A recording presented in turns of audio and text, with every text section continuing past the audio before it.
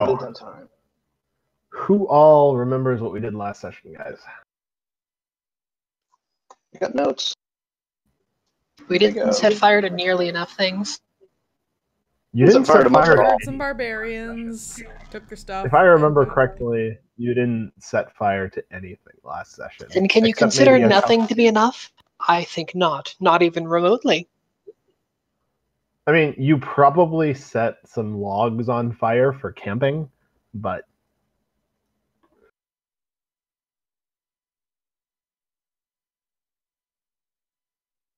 We finally made it to the Eye of the Allfather. Fire bolted. I was gonna say there was definitely remote. There's definitely some remote setting of fires.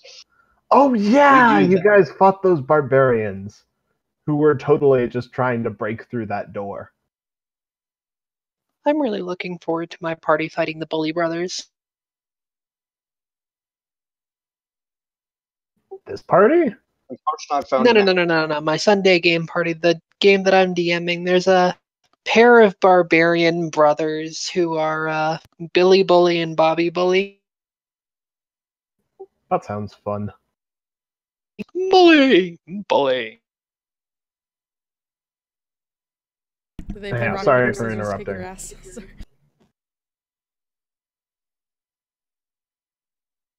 Yes, I am a terrible distraction. Carry on.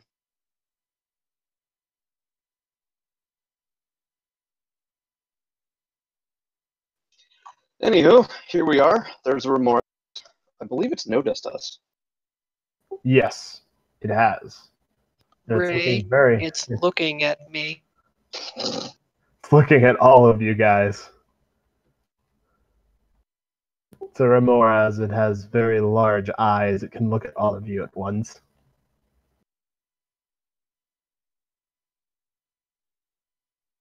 So what do we know about this fucker? Roll nature. And while we're at it...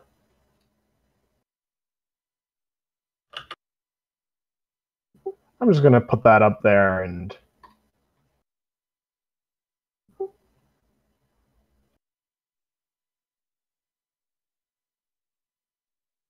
Oops, wrong.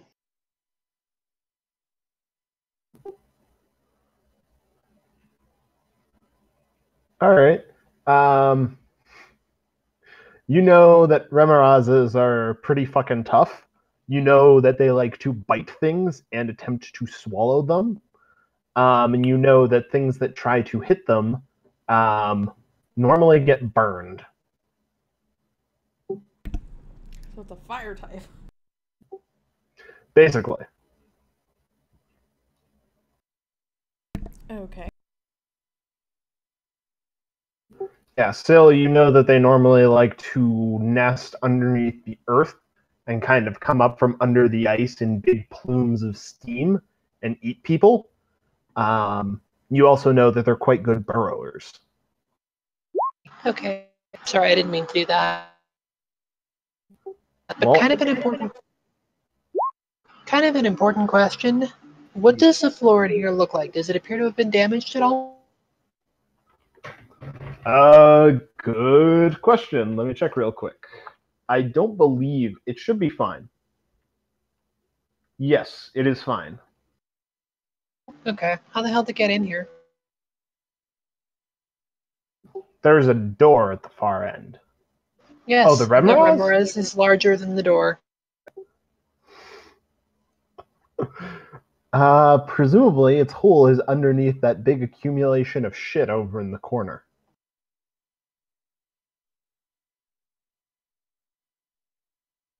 I see.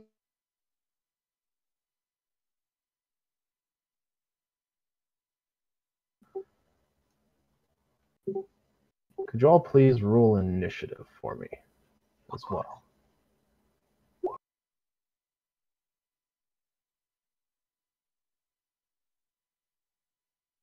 That is a sad initiative. That is a very sad initiative.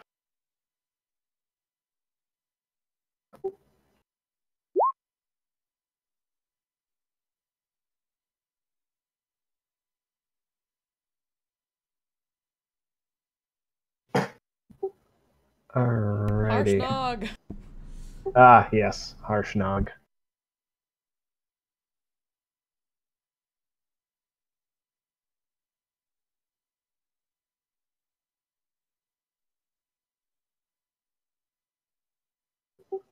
All right. Harshnag is in the order to start with. Good times. Were you keeping Vicefalo with you, Adriel? Yeah, I'm probably riding him around. This place is so big. Okay. I will. He's over by the entranceway, I believe, if you want to grab him. Well, it's 10-foot squares, so 10 by 10 is one square. That's the space Vicefalo takes up. Yes. Right, so I'm just using my icon because my icon's also set to 10 by 10. Okay, sure. I'm just going to stick him in the corner. Sure. All right. Go ahead. Speaking of, Vicefalo will use her action to dash so I can get there. All right. And then I shall attack. I'm going to use Booming Blade. All right. Go for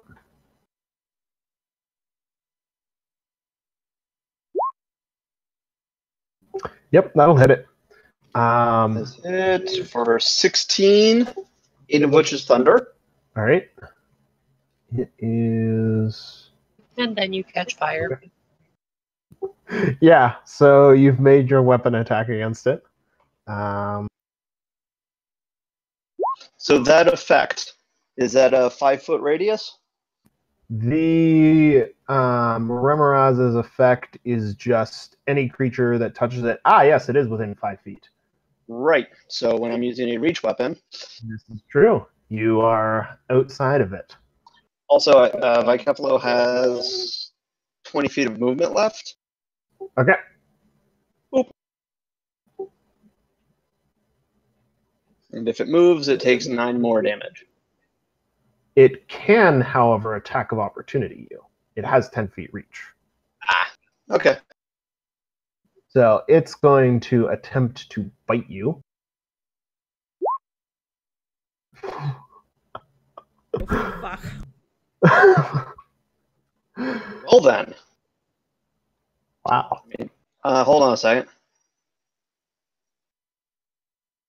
Yeah, that hit. Okay. As your yeah. doctor, I would like to prescribe a brisk course of running. All right. So you are grappled by its bite attack as it reaches out and grabs you in its jaws as you attempt to run. You gonna die, sucker. Well, that I mean, was if it, 53 damage, so. yeah, do you just like explode? Not quite. I'm not technically Damn. dead yet. I If it think I rolled might one actually less to explode hit, him. I could have. I will most definitely explode. If it rolled one less, I could have used shield and survived that, but or 2 less. But Unfortunately. it rolled the 15. All right. All right. And now it's its turn. Oh my god, that So- wasn't even on its turn? It gets that as a reaction? It was an opportunity attack. Oh, It has 10 feet. It has 10 feet reach. Jesus. So, all right.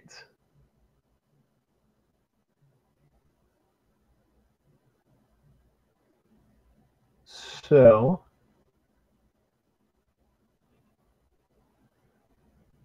it's going to move around to the other side of you.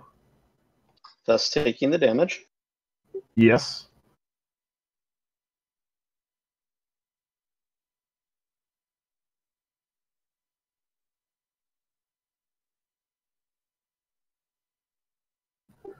So it takes the damage from Booming Blade, and it has shit movement, so it can really only get to here. and it's going to attempt to swallow you. So it needs to make a bite attack against you again, which that I believe misses. That does in fact miss. Yep. So it fails to swallow you, despite the fact that you are currently in its mouth. You manage to fight off its attempts to force you down its gullet. Ah! Well,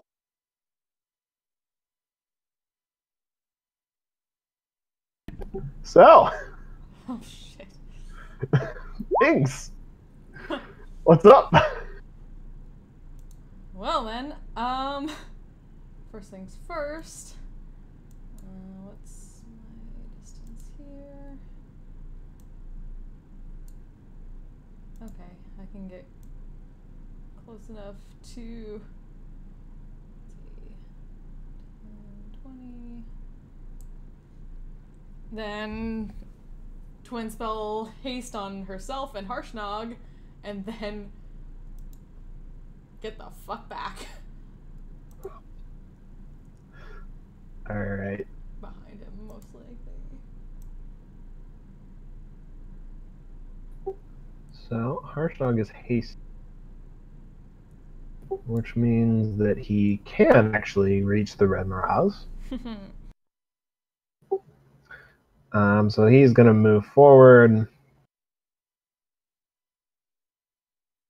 and he will make a pair of attacks from ranged against the Remorhaz. Damn, Harshnag! Thank you, Harshnag. Alright. And he gets a couple of real good hits on the Remorhaz. Dealing a solid 69 damage.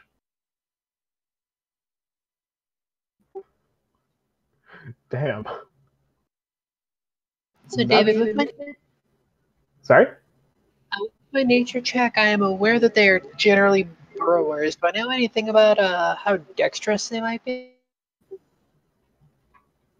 Not specifically, but I mean, they're enormous worms. You figure they can't possibly be that dexterous.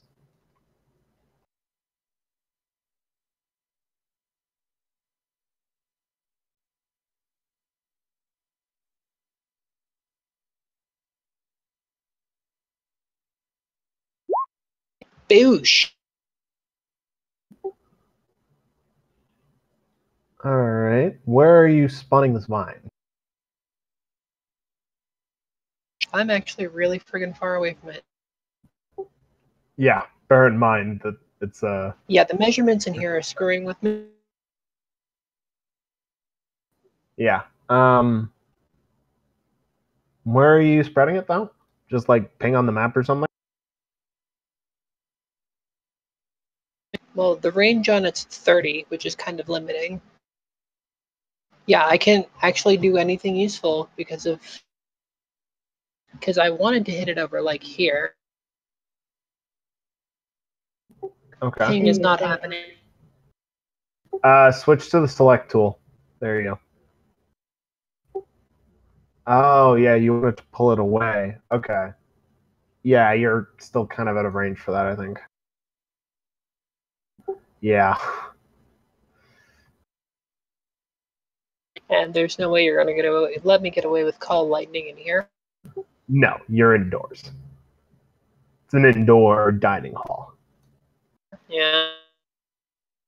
Warm, it's dry, it's brightly lit. There's no snowstorm excuse in here. Yeah, no, that's fair. I mean, I'm with you on that. It was entirely a matter of what I understood the space to be. No, that's fair.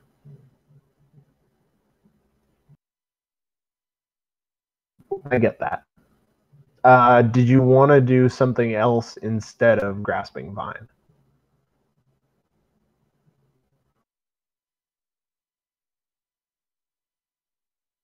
These things that I have the arrow on right now, are they benches? They're basically giant dining tables. So, like, the middle things are tables. The things to the sides of them are benches. And they're all giant size? They are. That's why they're, like, 10 feet across. Yeah, all told, that's 20 feet across or so.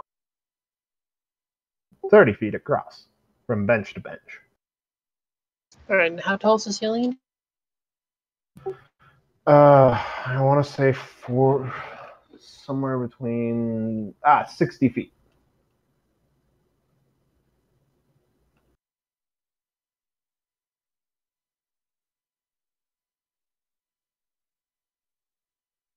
Oh, hey, I haven't used this yet at all.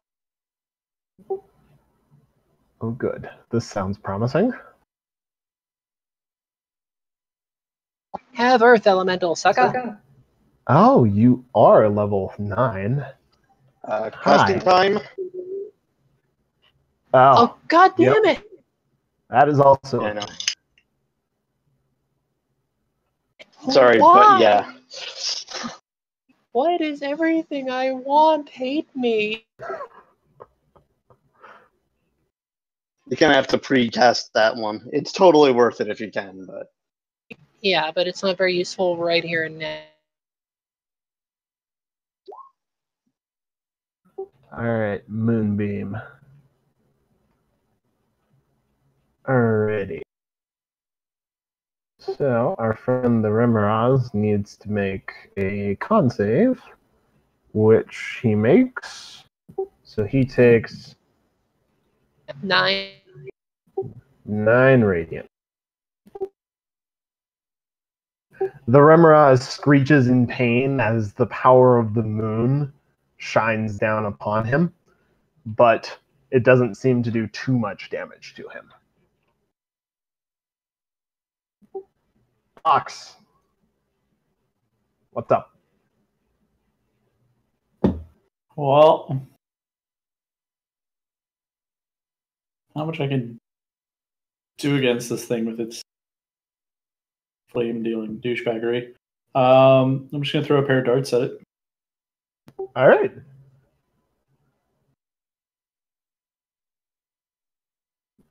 Oh no. That is a really sad crit. Yeah, that's so sad. I'm so sorry. Minimum damage crit. I think that's the first time I've seen that. That's great. Yeah. All right. The first dart misses. The second one hits, but does minimum damage. Oh no. Well, I think that's it for me. Yeah. You throw a pair of darts. One of them misses. The other one sticks in his eye, but it doesn't appear to phase him that much. He screeches a bit, but ultimately the eye seems to still be working. Adriel, what's up? right. Okay. I'm going to cast a spell. Can you cast while restrained? Sure. Are you restrained or grappled? Restrained. I mean, yeah. I don't know of any rule that says you can't cast while restrained. That's true. Neither do I, but I don't know all of them. Plus, it's only a verbal spell, so I can. Oh, that's true. All right. Yeah. So you misty step yourself away, and you are no longer grappled. Hooray! Who has the carpet right now?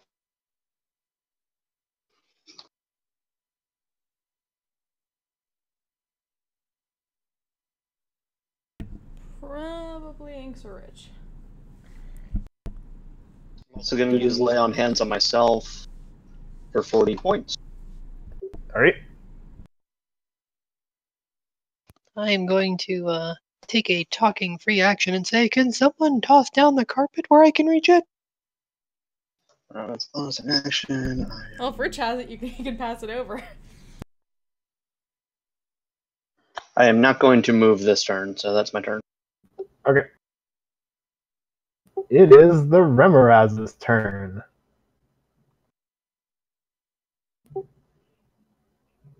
It is going to move this way.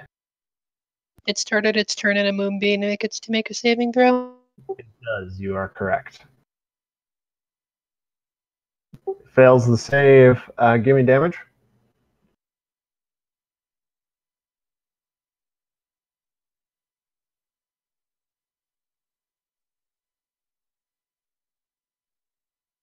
Sorry, it's really hard to roll dice from across the house.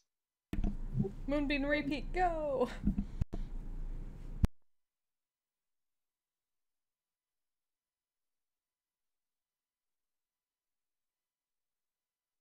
Alright. Cuckoo Kachoo. So it fails its save. Takes some more damage from Moonbeam. Continues to move around.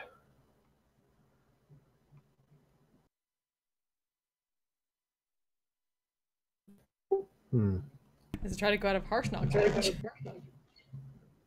No, it's staying in Harshnog's range.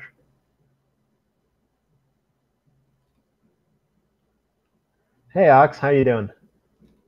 Hey. The Remoraz is going to try and bite you. Okay. It has disadvantage.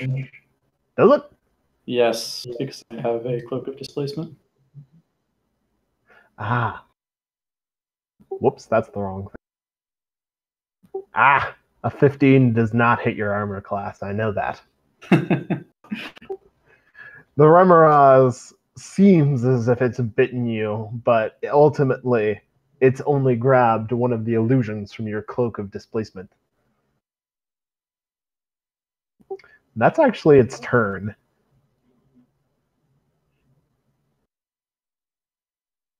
It only gets one action. Damn. Inks, what's up? Alright, so I think I can move up 30 here, and that should give me enough. Yeah. So how about... I don't get to try this very often. Let's do it. Come on, give me my... Roll 20 is being slow, sorry. How about that?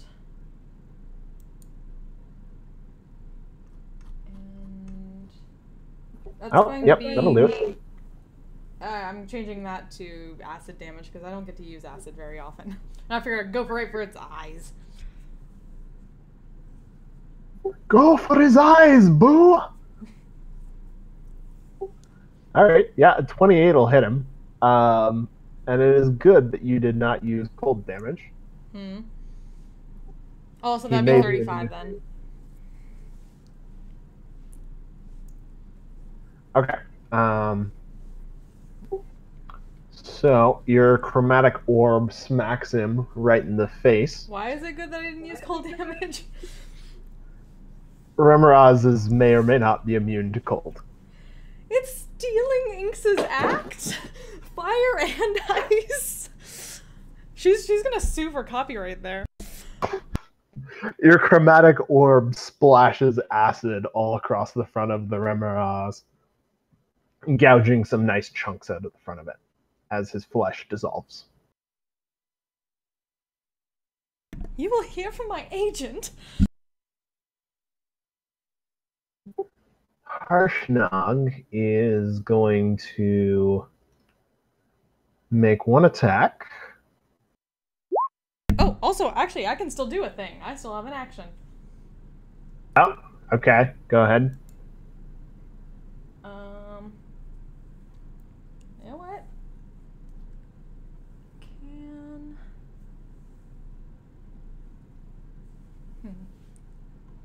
Gotta remember what this is, because I don't actually have it on my sheet, but I know I have one. I already don't have the thing for it, so I'm just gonna roll blank.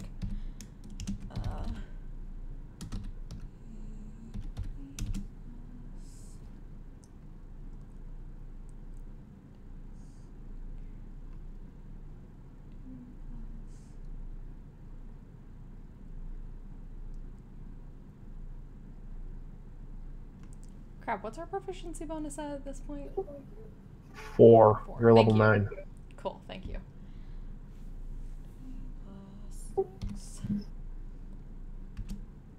Oh yeah, because Inks pulls out a crossbow, a light crossbow. She's had this for a long time. I just never had thing to use it, but now I have an extra action to make a weapon attack. I can't make a spell. So you are using your normal crossbow against the Remoraz. That's all she's got, but All hey, right. it's an extra thing. Roll your damage. So, hand crossbows are like D6, right? Yes. Yeah.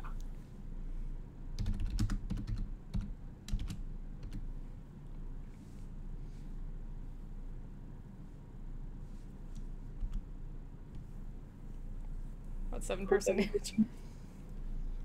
All right. It's not much, but it's something. It After adds your to that chromatic orb, crap of a well-aimed crossbow bolt flies in almost as an afterthought against the Remoraz. She calls that crossbow her lawyer.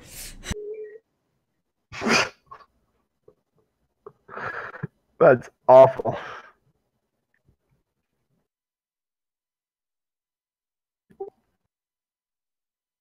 So was one attack the full extent of Haste Nog's actions? Harshnag had 2 attacks, yeah. I only see one. Harshnag has one attack. Harshnog has one attack, but Haste Nog has 2. Hastenog is trying to decide whether or not he wants to taunt the Remoraz. But Hastenog can smash. Hastenog will smash. Hastenog will miss. I think that's the first time I've seen him miss.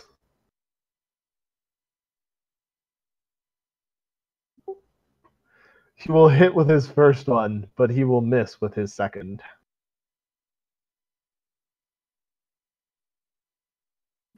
The Remoraz is bloodied and hurting, but it is still standing.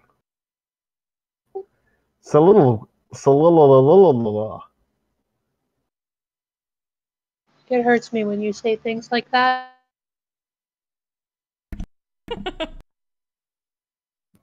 That's the spirit. What do?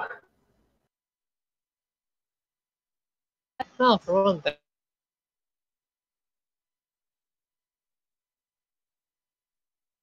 No escape. No escape. And has the carpet been made accessible to me? I think Rich has it. Sure. Yeah, Rich is right there. Rich will take a break from leaning around and examining the ground for loot to pull the carpet out for you. Fantastic. We didn't have a good enough insult off to pop it So out. I step onto the carpet, All right. and it has, what, 100 feet of movement? Oh, I want to say 60 is what we said. I thought it was just being held to that because we were sticking alongside Harshnag. Harshnag only has 40. So you are being held back, just not that much. You're not going half speed for Harshnag. That's fair. Half speed for Harshnag sounds like some kind of slogan. Half speed for Harshnag! Half speed for Hashtag. Harshnag! Guess it's kind of linked except for Harambe. And that's all my things for the moment. All right. Ox, what do you want to do? Throw another pair of darts from 10 feet range. All right.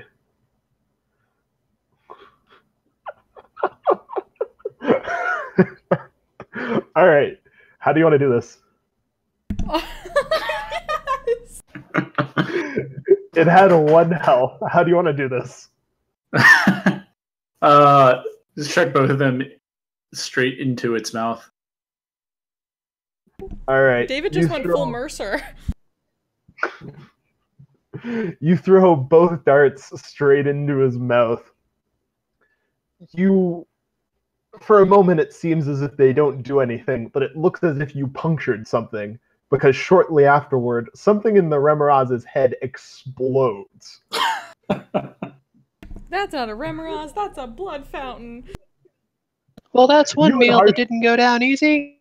You and Harshnag, unfortunately, are splattered with unpleasantly warm blood and guts. But you murdered the Remoraz. It's not Denev, Robin. I was just about to say they're getting their Denev on.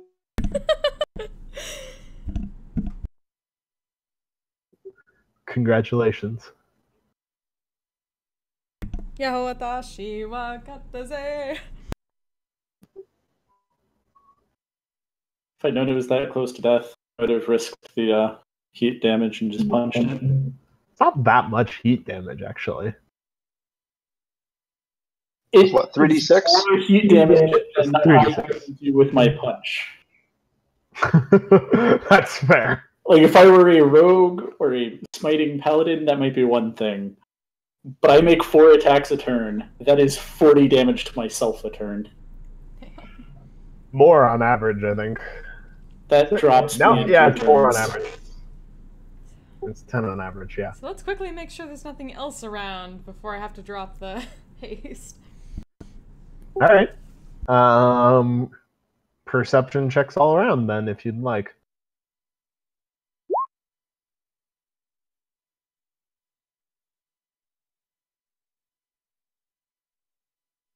Ox, you spot nothing. Adriel, you spot nothing. Inks, you too spot nothing. Great timing, song.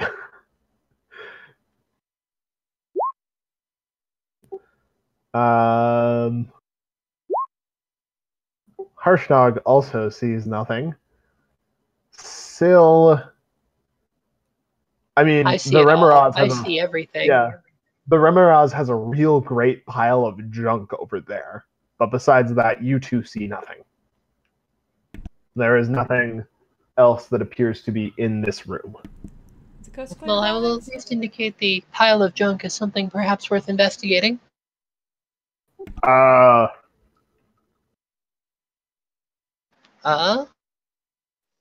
Okay. The answer is not really. Ow, fuck. Oh, set. Whoa. Are you okay?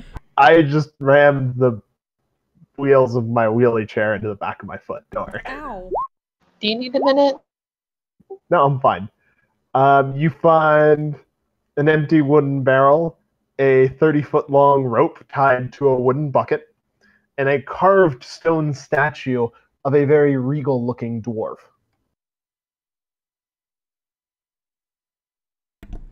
Well, that was On disturbing. surface. Sort of an old eclectic collection for a worm. This is the worst suit I've ever done. Live animal. You also find a hunch of meat and a pair of live goats. They bleat feebly at you as you release them from the pile of dirt junk. Stephen Jr.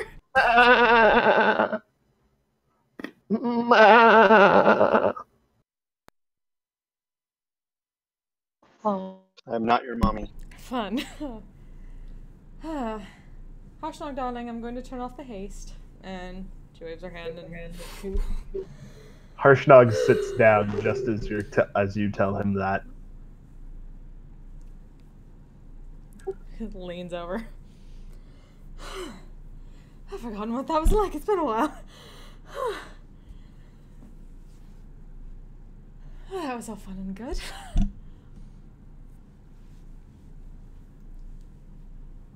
What in the world is that doing here? Probably looking for food. They are mean little beasties. Yeah, I noticed. Didn't have to tell me twice. Yes.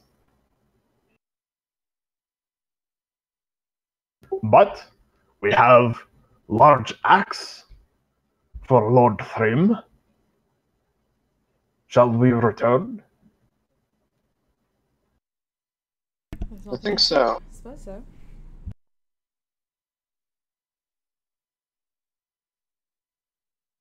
All right.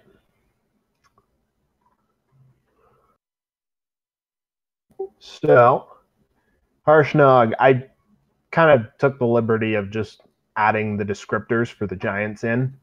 Thank you. So, yeah, there's descriptors for what giant statue is which for all of them.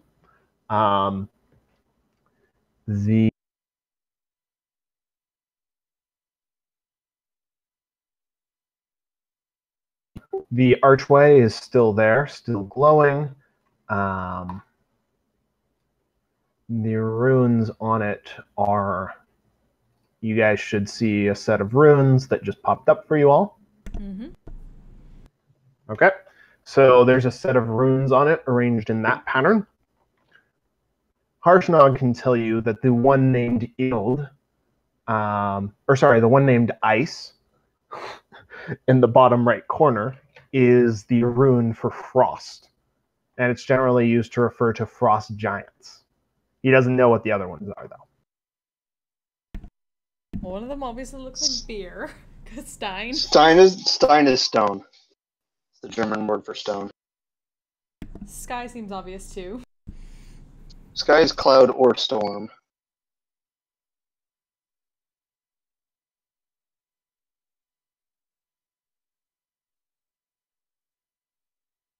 Haug, I think, is going to be the other one of those two.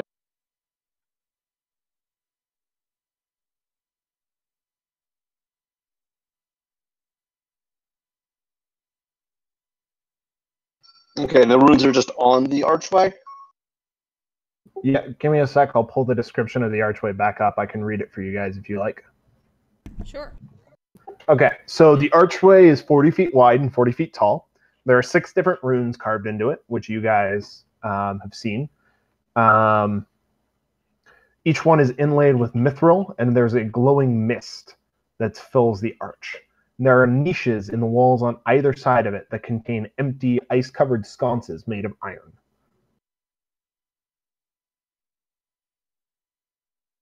How many niches? 4. 2 on either side of it. You can see them as little indents into the wall.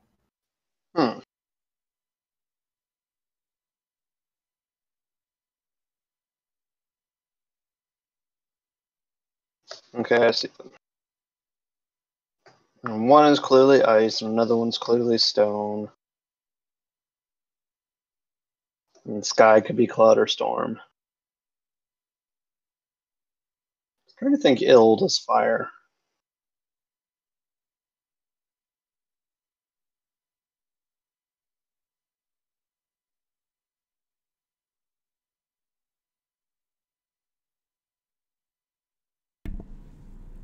Possibly. Do all the statues have items except for Theorem's? Thurum does now. Harshnag will have gone over and given him his axe back. Okay. But yes, each of the So those each could of be. each of the giant lords has a weapon. Or giant gods.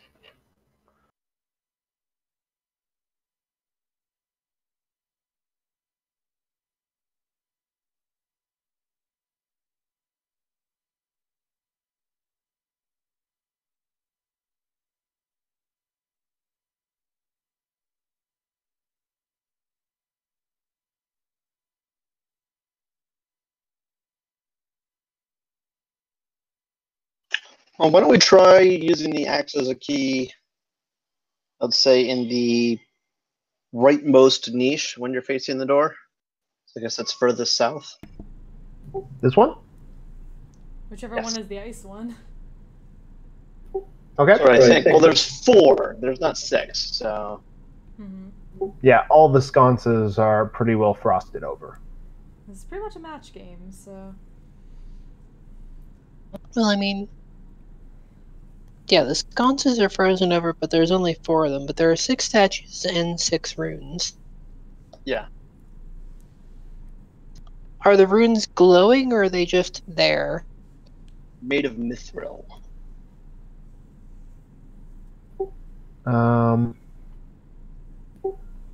They are not particularly glowy.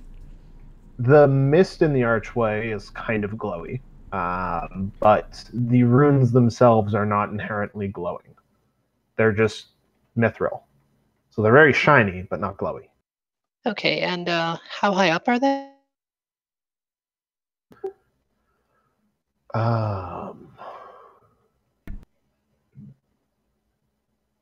Good question. They are evenly spaced along the archway, which itself is about 40 feet tall. So they are of varying heights. The highest ones are probably 30 feet up. The lowest ones are maybe 5. Okay, so that's awfully tall for even the tallest of giants to reach up to without jumping, and I don't think that that would be part of it.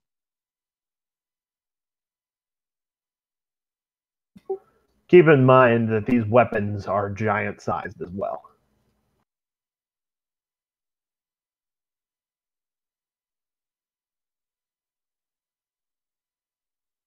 Well, I just meant touching a palm to them is probably not the activator. Although slapping just them grab with the an weapon does axe. sound productive. we did just grab an axe. Can he reach the one he knows with that axe? Ice is one of the ones on the bottom. Okay.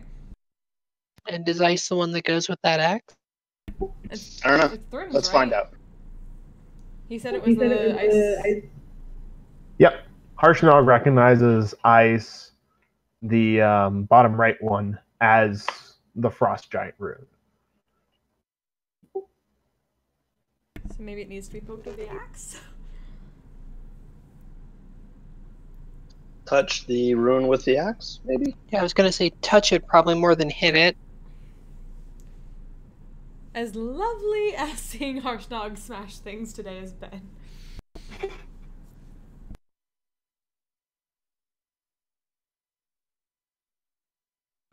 All right. Who wants to touch the axe to the rune?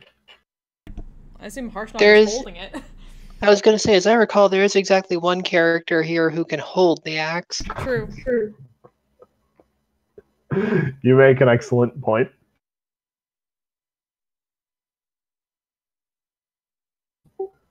All right.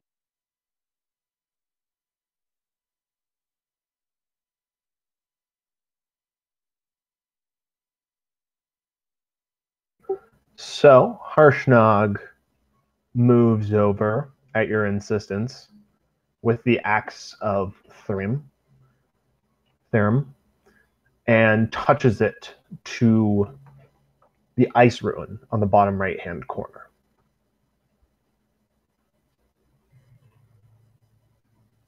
The glowing mist that was in the portal transforms into a series of churning thunderclouds that are lit by flashing but harmless lightning. And you can see another room. Hello. On a cloud, at the end of a cloud bridge.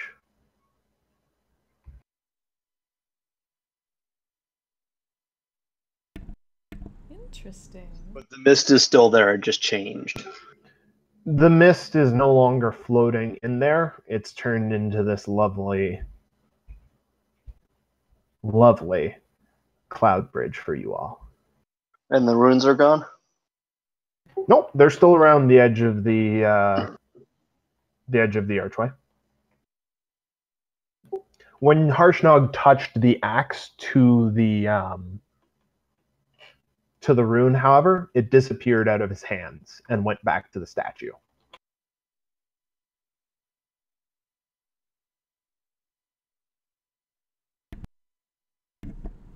Well then. Hmm. Do you want to try going through this, or should we wait a bit and see if an earth elemental can do it? Just You're grins popping in at- and out. Yeah, you're grins at Sylvia. kind of... Oh. Is it doing it again? You Really? done just like this. Shit. She was just joking. She was teasing Soliloquy about her having enough time to summon an elemental or something like that to go through for us first.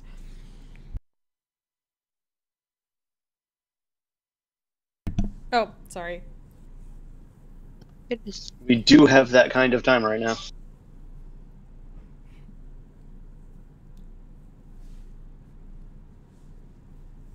And it would hardly be the worst possible use of our time.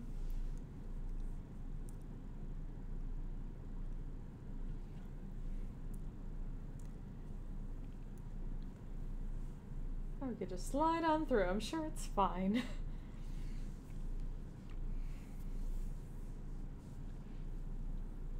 How about just have or just have my Kefalo just run through and back.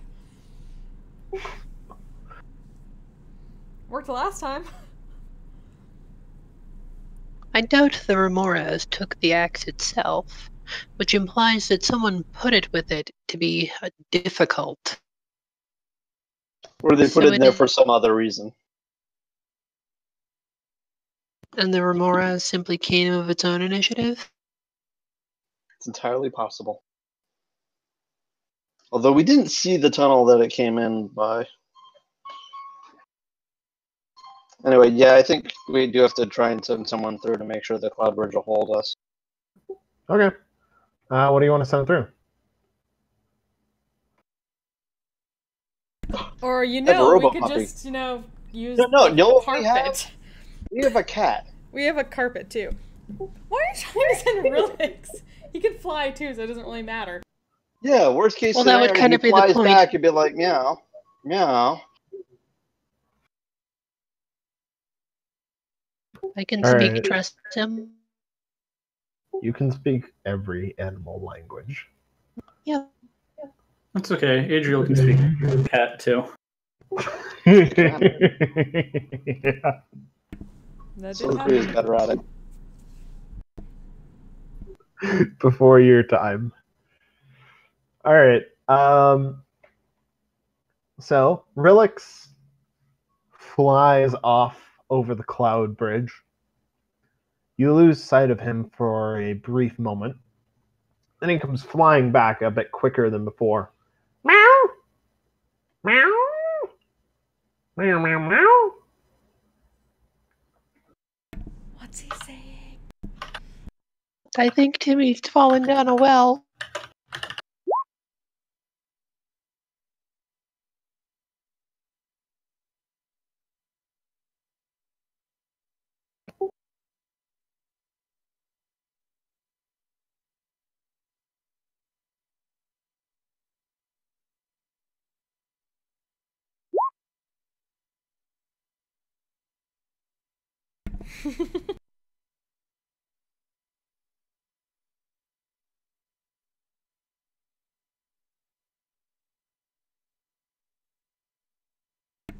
So there's a series of meaningful looks that go around the party as Relix continues to... Who would have sent him through?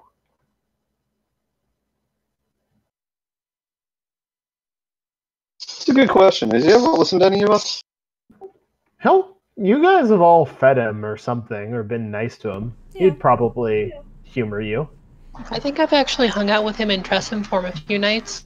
Yeah. Probably. So probably you. Yeah, I mean, once I was able to shift into a Tressum, hell yes, that is awesome. All right. Everyone? You, Rilix is pawing at you. Meow, meow, meow, meow, meow.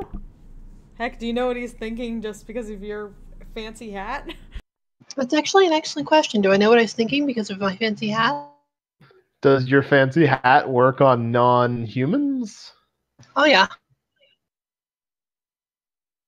Most everything is non-human. I'm not human. Non-humanoids? Sorry? Hang on a second.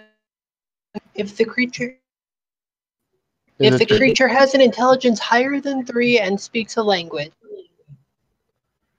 I'm not sure if Rilix speaks a language.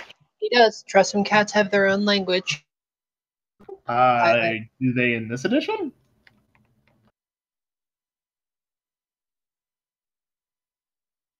I do not recall. That's okay. I have its Alright, sheet somewhere. I was going to say, are Tressum actually statted in 5e? They are. Understands common but cannot speak. It does, however, have enough intelligence to...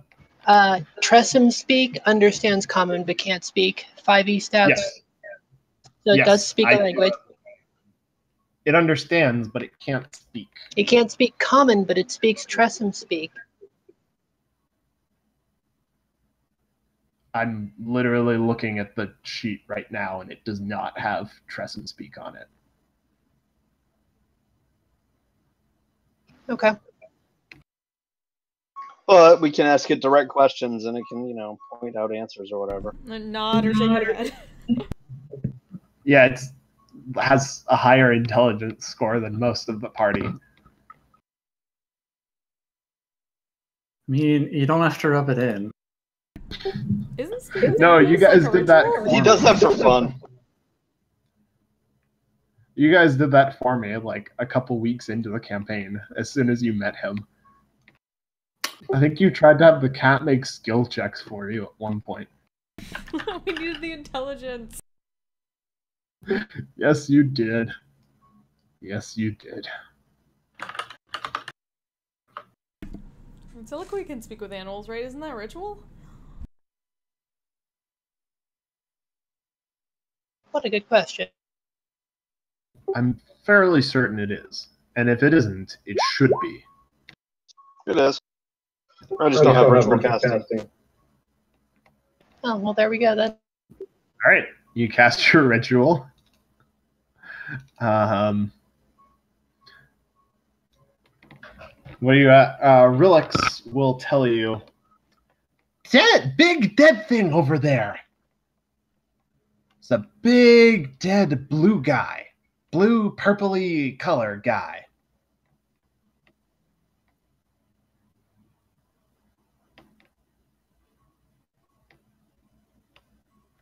Oh, euphemism.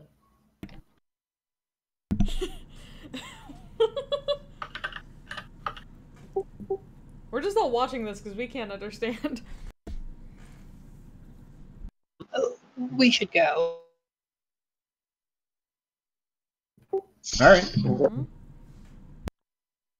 It's safe to walk. Did It we is. actually check that? No, Rilix flew over it. We have a Because he carpet. To be fair, yeah, we have a carpet, and there's a big blue dead guy lying on it, apparently, so... You want to put the moose on the carpet or the elk on the carpet?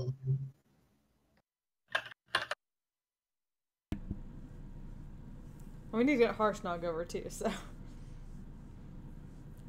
Could I dimension door with Harshnag? Sure. You can see Harshnag. Is there a size restriction on Dimension Door? Good question. I was wondering about that. I know not.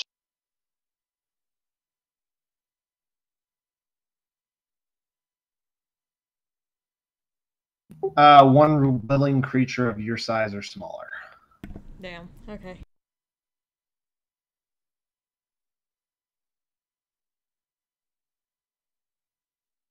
There's a simple solution here. What's that? Rich has levitate. Me, carpet, through the gate. Okay. You I'm going are to put my foot down on a cloud. the Just cloud one. supports. The Okay. clouds support your weight. Thank you, Sorry, you cut out darling. there? The cloud seems to support your weight.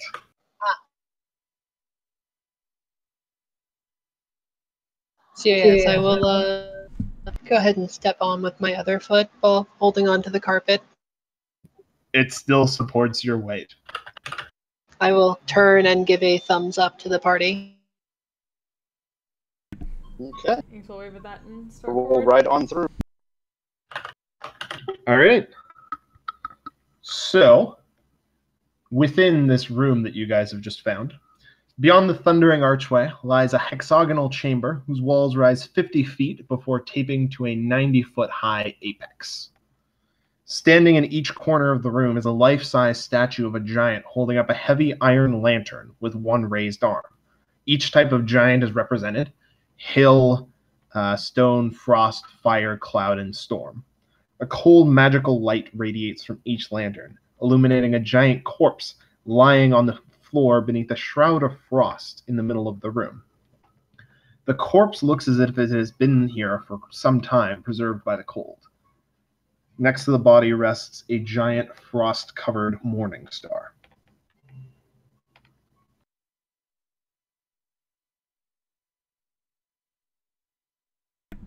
Interesting. Morning Star sounds like hill giant to me. One second. One second. Does anybody want to get closer than 80 feet from him?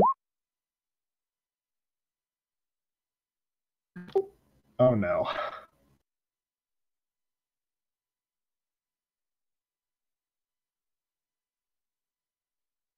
I don't think just because a particular item was left here that we should necessarily assume that it was left here by someone who would normally carry it. It I'm was thinking we intended to be found. found. Yeah. It's all part of the trials.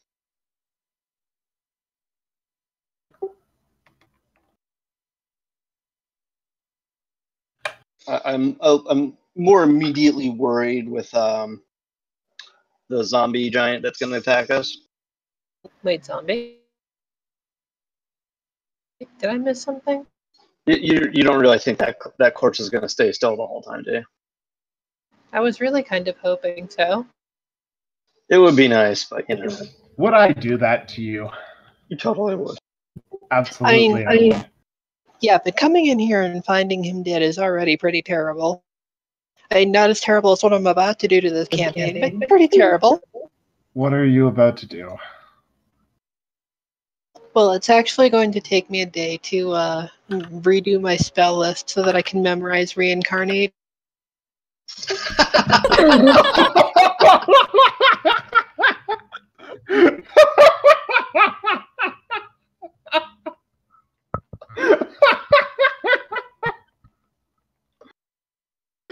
Oh no!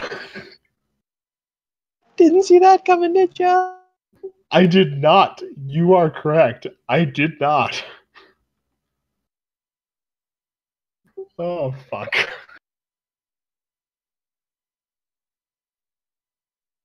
One sec. I have to look up reincarnate now. Oh my god, if he came back as something else. I mean, giants aren't even on the list. Yeah. Are giants technically humanoids? Is my question now. I think Yeah, giant might might be their own actually thing. be its own type. Yeah, I think they are. That's unfortunate. I'm almost tempted to let you try it. If you are set on reincarnating, okay. But we'd still need a whole day, and I'm not really interested in staying here for that long. Yeah, that's not a short-term solution. No, if you can think of something, faster than a day, but we have that possibility available apparently, and it will be hilarious. You have the chance to try it, because I agree that it would be hilarious. Whether or not it succeeds is another question, because reincarnate is not technically meant to do that. But you do have the option to try it if you wish. Are we going to piss off a giant by reincarnating as something else? That remains to be seen. So First let's see if it's a ghost that's gonna kill us first, and if not, and if so, then we can try and reincarnate it to make it not be a ghost anymore. I mean, to be fair, in the D&D universe, being the wrong species is a solvable problem. Not easily, but solvable. all right. So Where's the Morning Star relative to the body? just south of him. Check out for any markings or anything like that might be useful for figuring out what the heck is in here. All right, make a perception check.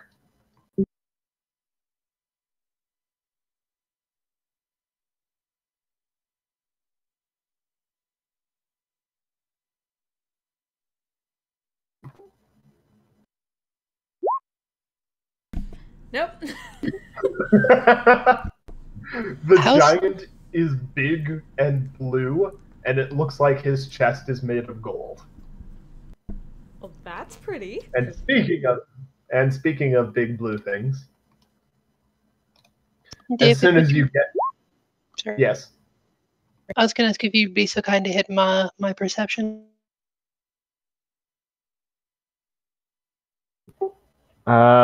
all of you can roll perception if you want. As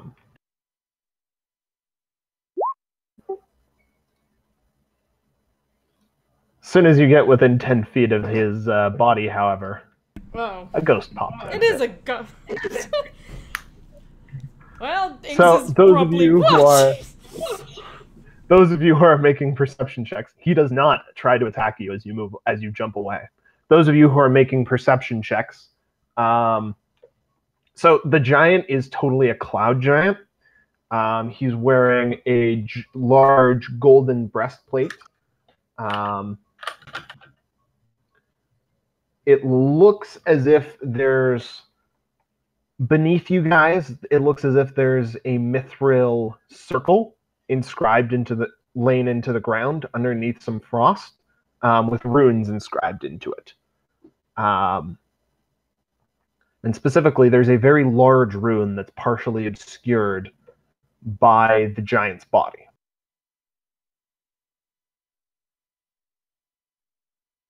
What's this ghost doing?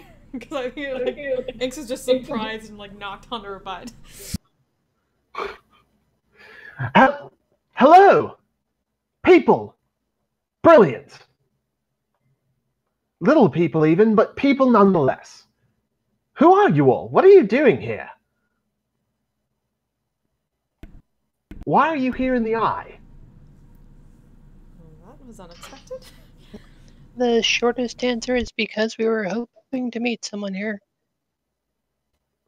Who might that be?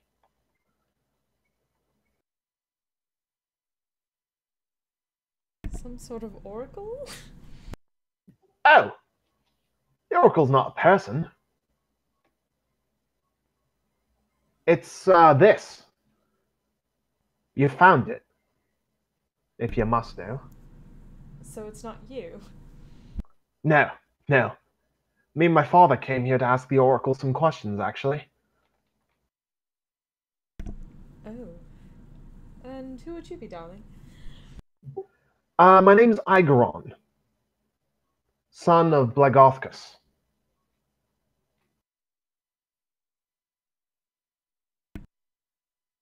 So the oracle killed you? The Oracle didn't kill me. My father did.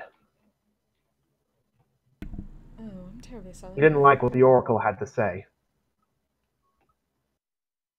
That's hardly your fault. The Oracle Father came here to ask about the disturbances amongst the giants. He came here seeking wisdom. The oracle told my father that he could never impress the gods enough to win their favor. That no matter what he did, chaos was coming. He told me to step out from underneath my father's dark shadow. He makes quotes as he says it. Father didn't like that.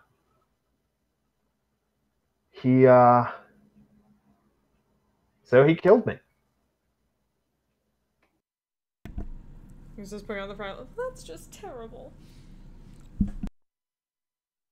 As she's slowly trying to get back to her feet. I hope I didn't frighten you too much. I'm sorry. I wasn't paying much attention when you came in.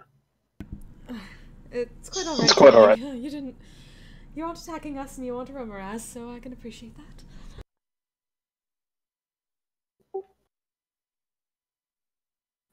So, who are you all?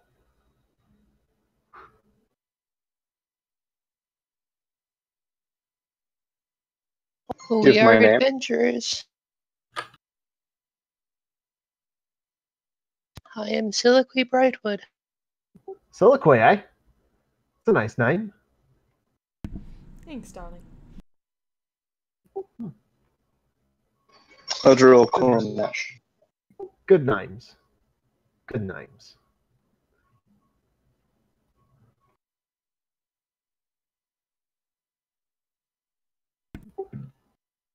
Because we've just been trying to get here to talk to the... Well, at least figure out what is going on with the giants. I try to stop the chaos. Also, god damn it, David, I'm stuck in like a Kiwi accent now. I keep slipping.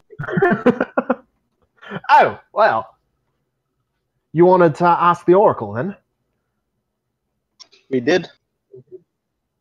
Aye, that's easy enough. You see this here circle around me? You might want to move my body out of the circle first. Yes. Right. Do apologize for that. Harshnag, darling, would you be so kind? Right. Harshnag will go ahead and pull his body out. I can't actually move his corpse. It's drawn into the map. That's fine. But picture that his body is no longer there. So you see these here lanterns all around the circle.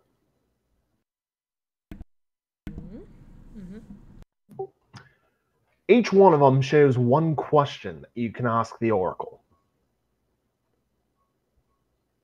The Oracle's not always precise or clear. It's an Oracle. But he's not a dick either, if you know what I mean. All right. Stand in the circle. And, well, can any of you read Dwarven?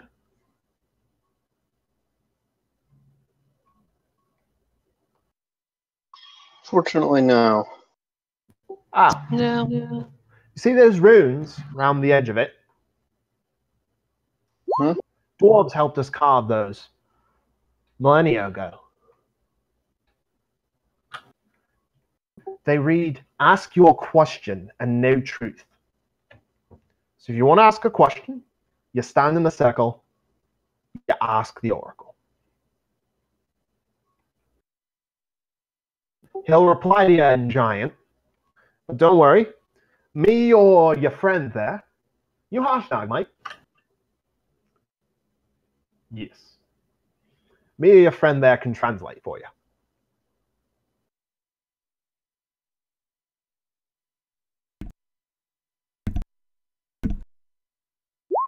That is certainly quite helpful. Thank you, darling. Or you can cast comprehend languages too. That works as well. One thing I can ask you, yeah? Certainly. You get out of here. You kill my father for me. Please. Would you like the chance to be involved in that? I'm not picky. Oracle was right, though. Dad's a right shadow on the world. He has done you personally wrong, and I would help you to repair that to the best of my ability, if you are amenable. How would you do that?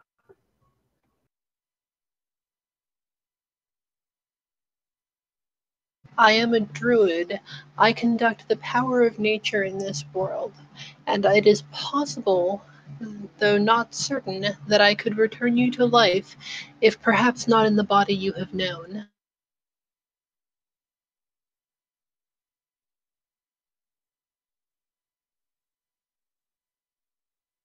That sounds weird. It would be a change from the life you have known, but it would be a life. It would definitely be out of your father's shadow. And out of this Certainly would be. Let me think about it while you ask your questions. Right? Of It's course. a big challenge. Big change. Shouldn't be done without some thought. Of course. But compare with the future you consider of who knows how long remaining a ghost here. That's true. Let me think. You can By ask all your means. questions. Ask your questions while I do. Just a quick clarity, 6 questions each? 6 questions total. Okay. Each lantern, so each of the giant statues is holding a lantern.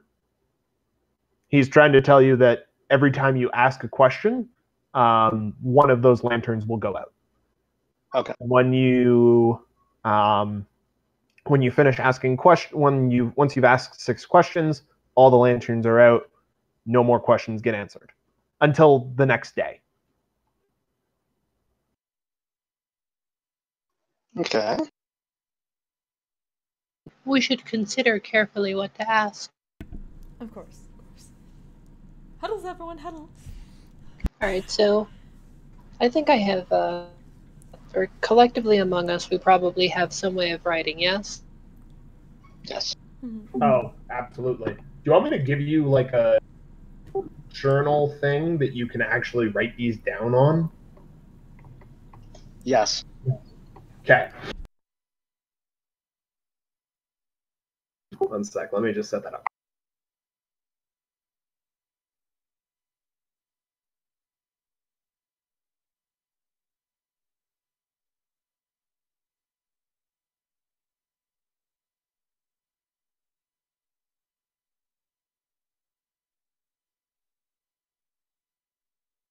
All right, there should be a thing labeled scratch pad and questions for the Oracle in your handouts.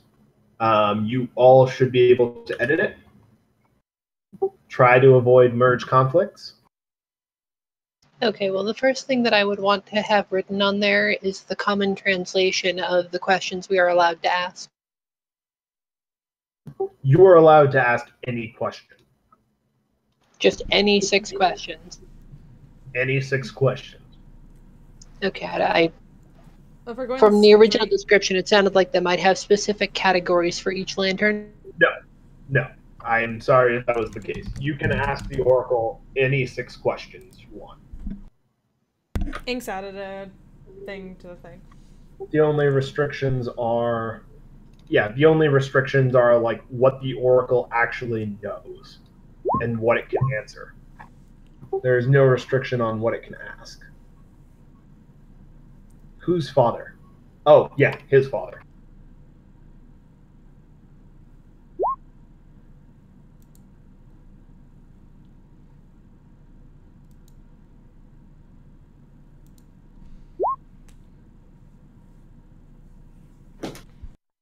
already found out what's in the flask. Did we? We think we know what's in the flask, but we aren't completely certain, and that is part of the whole problem that we have with it. I Is thought he talked to we're like the pretty cleric. sure that I thought the cleric like talked to the god and found out. Wait, did that happen? I don't know if the priest confirmed that it was I thought the priest confirmed it. And they said it was a primordial. Okay.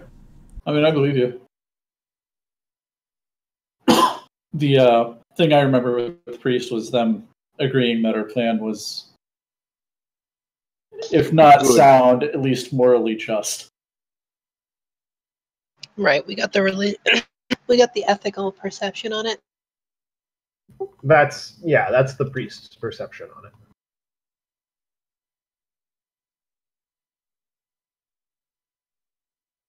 But yeah, pick your questions, guys. Do we have to like come up with them all now, or we might be able to? We might want to ask We start asking. questions once we So start. the oracle recharges every morning at dawn. It refills to full 6 questions. So it's kind of just here. There's no like time. There's no like you can only ask questions during the first 2 days of waxing gibbous or something like that. It's just 6 questions every day for as many days as we care to stick around and let whatever's happening in the world happen. Exactly.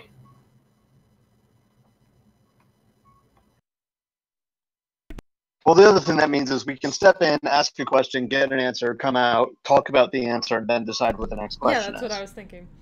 Yeah, they also don't have to all be asked at once. So our main point was that first question there, so we should probably see about that. That was one of the main reasons we came up here, yeah. Yeah.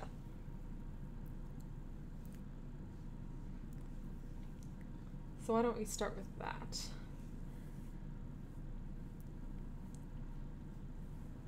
All right, who wants to ask?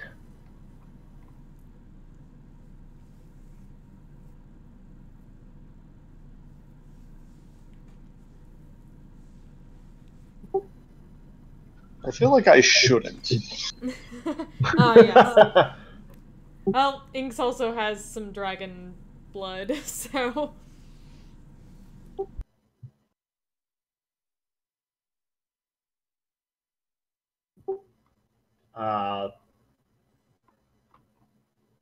Rich has wandered over the cloud bridge with you guys, but he's inspecting the statues to see if there's anything worth taking on them. Soliloquy? I think we should gently discourage him from doing anything that reduces the integrity of the oracle. Inks and Adriel can deal with that well. Igaron kind of watches with amusement as Rich tries to pry things off. Built millennia ago, friend. You can't just pry things off it. Don't encourage him, darling. It'll just make him want it more.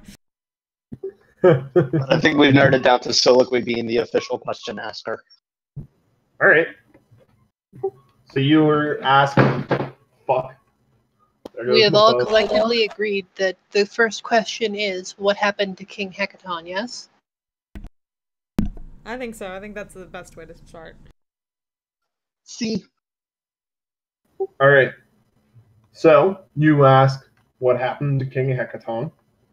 The oracle replies back, he was misled by his eldest daughters, Miran and Nim, who covet his throne.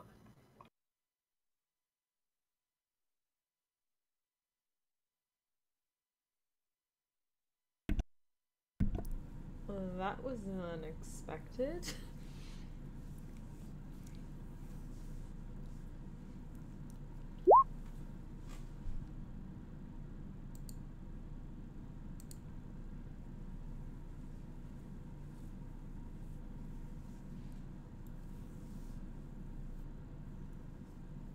Okay, I think now that I have stepped out of the circle and therefore will not be immediately answered in anything I happen to spit out with a question mark, Yes. Okay. I think that perhaps we might next want to inquire as to the location and condition of King Hecaton. Agreed.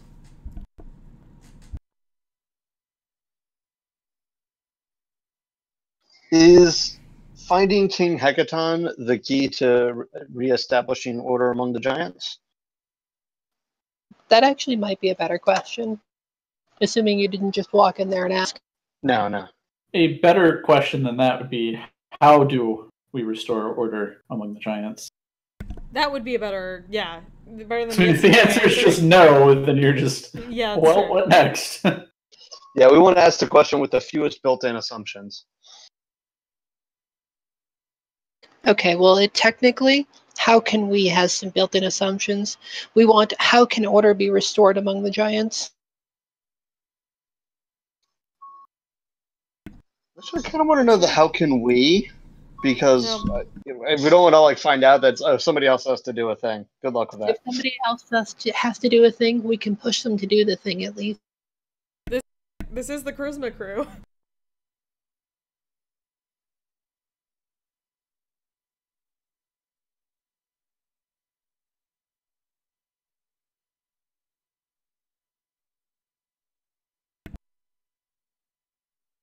Oh, flat soda.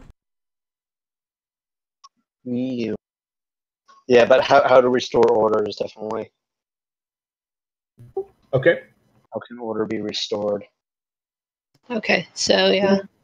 That's the next question. Yes, how can order be restored among the giants?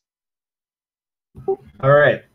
So the oracle booms back in giant. Find a magic conch of the storm giant king, Hecaton. Use it to visit Hecaton's court. Root out the evil within.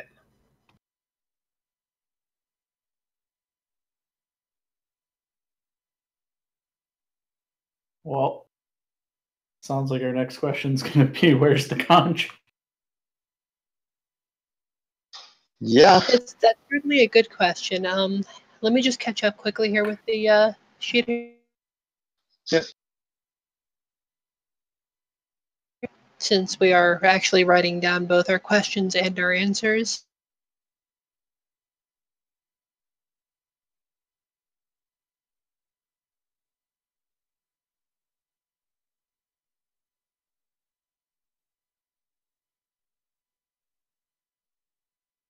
Yeah, I'm just putting down the exact words for you guys in case you want them.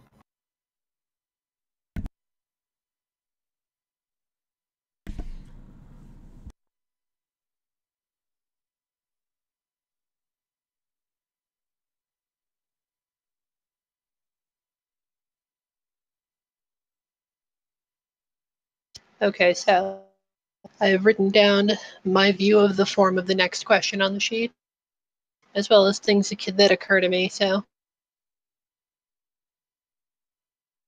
Good point about the undead. But yeah, I think the magic conch is the next one.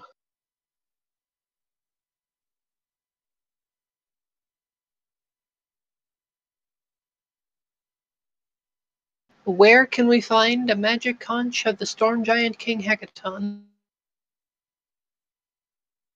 You ask, where can we find the magic conch of the Storm King Hecaton? The answer is in the clutches of a giant lord. Which one?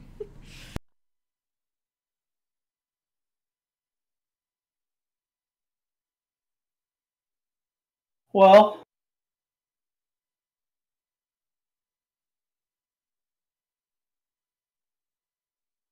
that might not actually be a question worth asking them.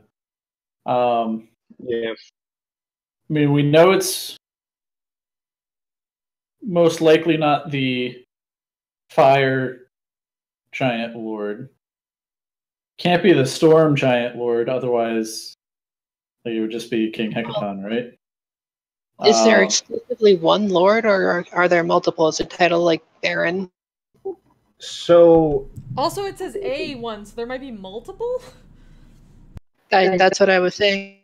So yes, there is only one lord of. For the purposes of this, there is only one lord of each variety of giant. When the ordning was a happening thing, it would have been the giant who was at the top of the ordning for their particular variety of giant. So So, I mean, any my of them thought have process one? is We have an inn with the fire giant lord now. go ahead.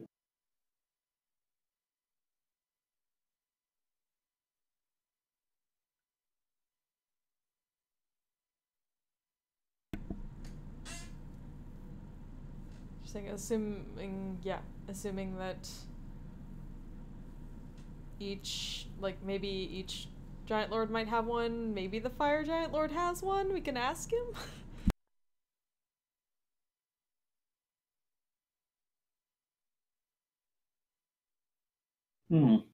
Yeah, I mean, we could ask the fire one, and then if it's, just something that only one of them has, it's probably the cloud giant.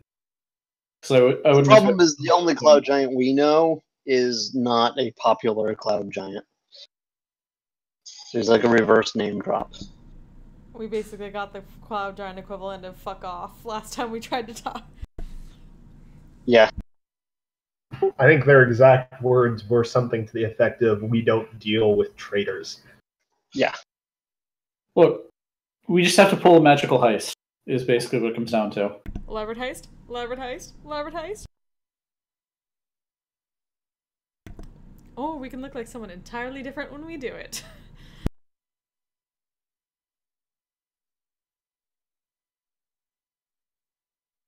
We need rivals just so that we can frame them with stones like this.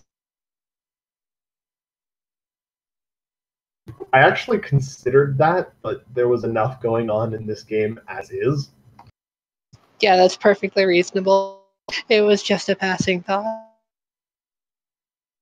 Oh yeah, no, I totally want to do like a set of rivals for a party at some point, but not in this game. Not unless you guys intentionally make a set of rivals. Just like go into town and find another party of adventurers and tip their table over. Yeah, what are you gonna do about it? Out adventure us? Who are their the mug misfits over. to our holograms? Pull their hats down over their ears. Instead of having our team have rivals, we should be the rivals to another team. If you get my drift. We should be the antagonist. You want to be the Gary Oak? Yes. Who grows up thinking they want to be Gary? Somebody. Dude, he has 10 badges. And there he are has only like 8 10. gyms. He has 10 cheerleaders. That's true. A badge for each cheerleader.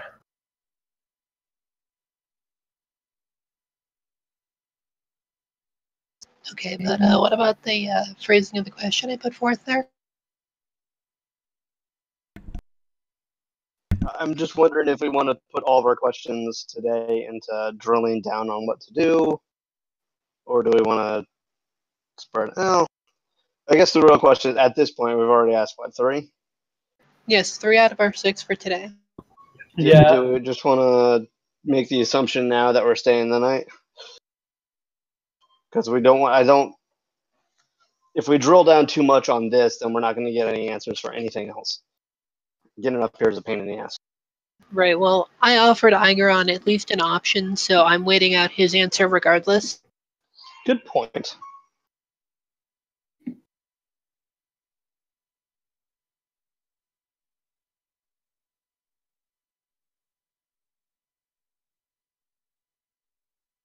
So, thoughts on the next question?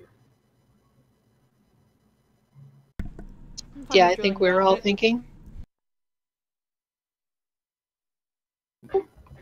I mean, the Giants are our original mission to solve all of this business going on. send at least one question asking if the primordial will be amenable to going home and being peaceful. Yeah. It's the other big thing going on that we have like a time limit on. The undead, I think. Do we have Once a we time get the limit on the giants under primordial control? aside from Not whether so or mu- not well, it's taken from us? The longer we have it, the more likely someone's going to figure out we have it and come after us. There's a lot of people who would. Yeah, so it's not so much a harsh time limit as it is a large amount of risk that we're just carrying around.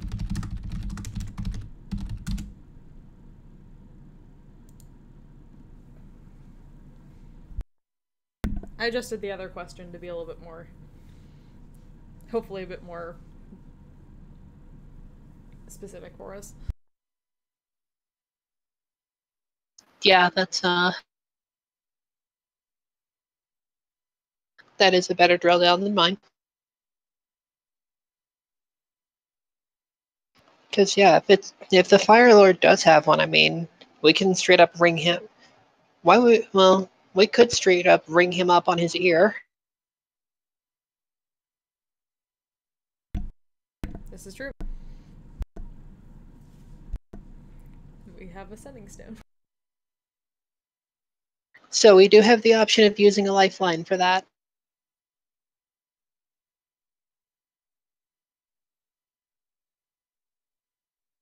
We have one of the sending stones with us, right? We have a bunch of the sending stones with us, Yeah. I gave So you one specifically for you guys. which I assume he is already, regularly having listened to. yeah. So yeah, we should just reach out to him about the conch, see if he has one or if he knows which giant lord has it. It would save us the question. That's true. It would telegraph what we're doing to him if we don't trust him with that knowledge. Yeah, that's true. Yeah, that's my main reservation. Yeah. I'm not convinced he's a good guy. Yeah. He's not a great guy. I mean, he's ambitious, he's vain, but he has at least good reasons for trying to do what he's doing. He's a Slytherin. They all have good reasons. He's a sort of a light side Slytherin. Sort of. Yeah, I'm not even sure that's Yeah. not going too far. He's a lawful Slytherin. Yeah. He is lawful. You are correct. But he comes from a culture where backstabbing is sort of the norm, and that just sort of changes the way you think about things. Yeah.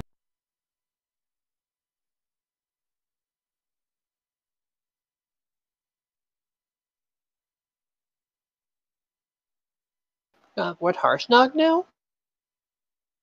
About what? If A conch. Oh, he kind of, if you look at him, he kind of shrugs. I am not a giant lord. I do not know what these conches are.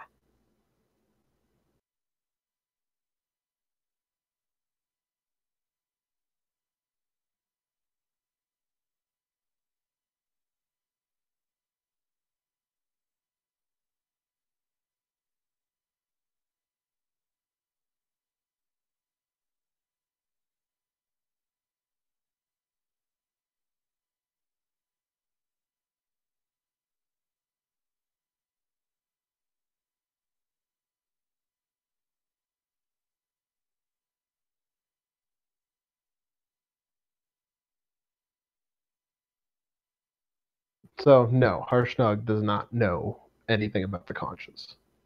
Harsnog doesn't know. And I don't think we reached a place of consensus regarding the Fire Giant Lord. We were uncomfortable with it at best.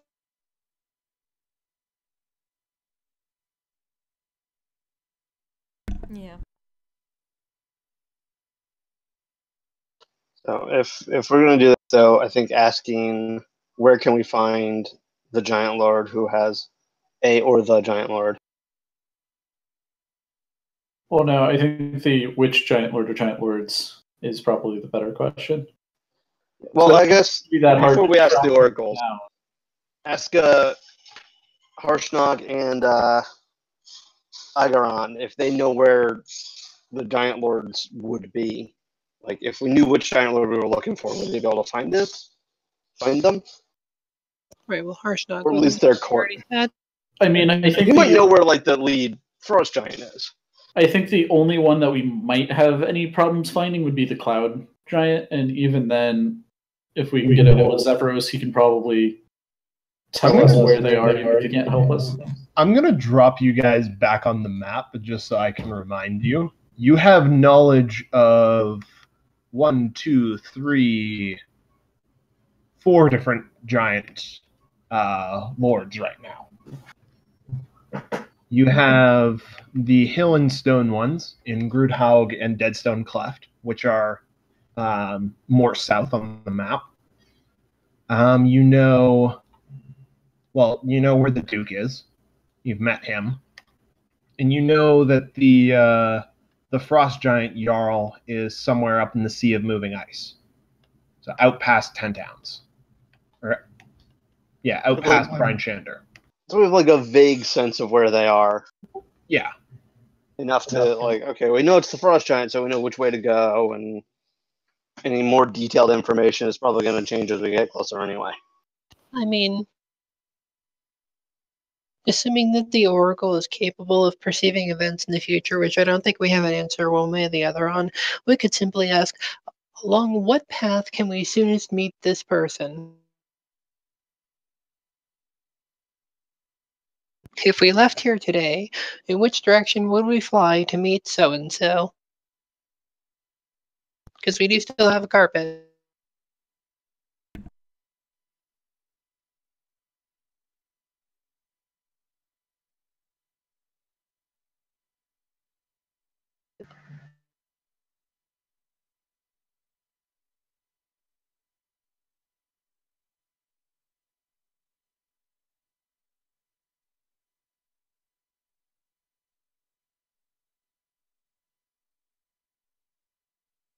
So are you trying to skip the who and just go straight to figuring out who based on where?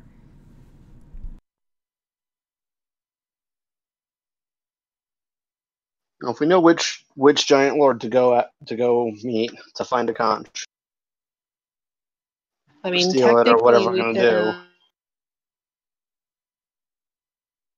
What Yeah. path would we follow from here to most rapidly and easily get our hands on a magical conch? I think just finding out who would be more direct and probably more useful, and less likely to get a screwy answer.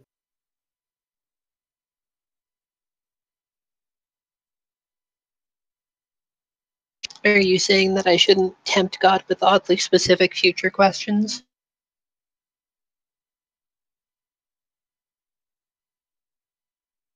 Tempt the Oracle with any questions that it can give a non-direct answer to, such as an answer like, in the clutches of the Giant Lord. Trying to avoid questions that we need to narrow down further. Particularly with things that we can figure out on our own without the Oracle, like, where's the Frost Giant Lord? Well, we already know roughly. We can just go there and do a little bit of traveling around to find him ourselves. Yeah. I mean, we came here to find Hecaton in the first place, didn't we?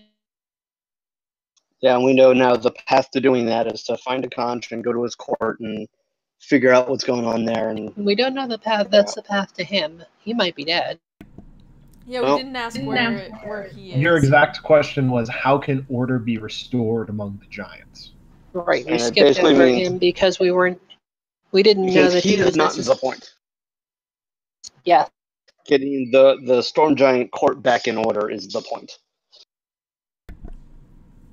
Though finding him might be a way to do that. That would be one way to do it. Or restore an order might make him come back, or we might put somebody else in charge. But we have to get an in so that we can show up and be listened to. And that's where the concerts have come in, I think. And if his daughters were involved, then we might need him to have some kind of believability. I'm sure once we're there, we can figure out what's going on in the court and find the best course of action. That's kind of our thing.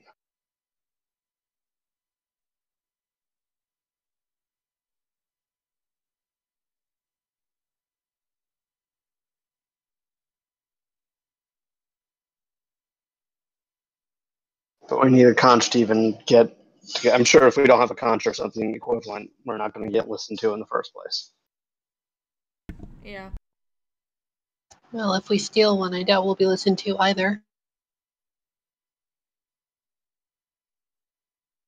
Unless they respect thievery as strength, but...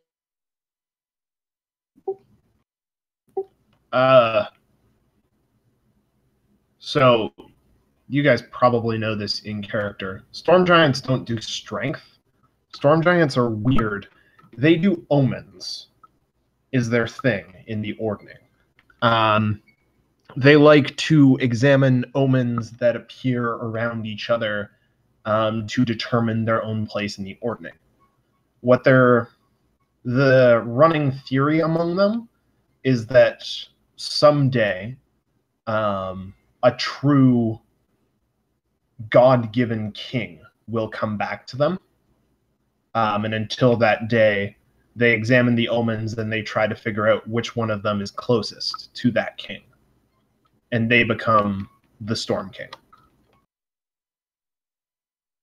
So that's their thing in the Ordning. You would have learned this with Zephyros. I am reminding you of it now.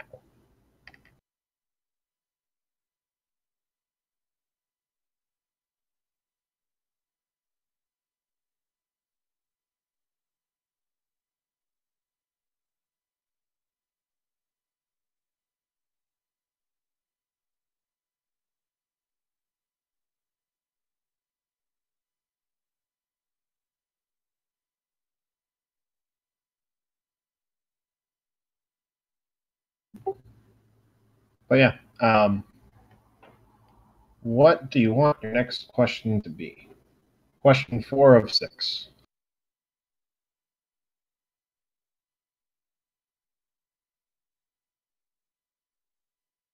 I think the current interpretation, which giant lord or giant lords have a magical conch, is probably the next. I agree. I don't think we have anything better. And I'm not hearing any disagreement. All right. The question is, which giant lord or giant lords currently possess a magic conch? The answer is all of them currently possess a magic conch of the Storm Giant King. All 6 of We them. do have options. Interesting.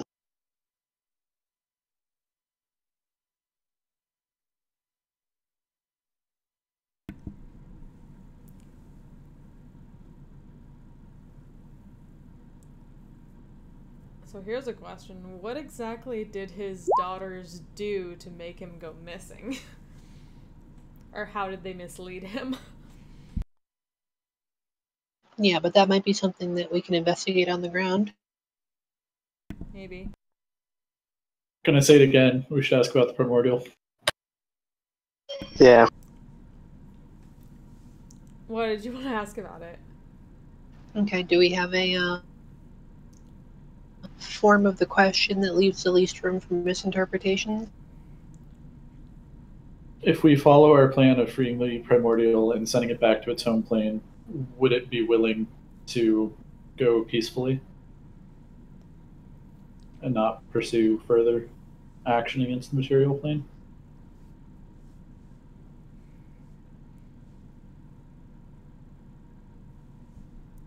Or maybe we could say, what will happen if we do this? Instead of yes or no question. What will happen, I think, is the better one. And the reason is we'll get an answer we can interpret. But, so, I mean, that leads to potential for trickery. Because, I mean, you know, what will happen if you free the primordial or the world ends? The world ends due to something unrelated to the primordial and would have ended anyway. You get what I'm saying? If we free the primordial in the flask, will it take vengeance against this plane? If we free it and send it to its home plane, will it attempt to take vengeance against this plane? Or even better, if we free the primordial and send it back to its home plane, what will it do?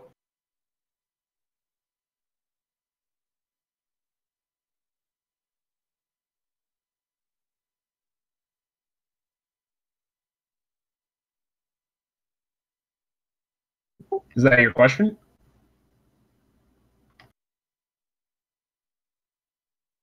I think that's where we're at. Yeah. Anybody have any further changes or improvements to it?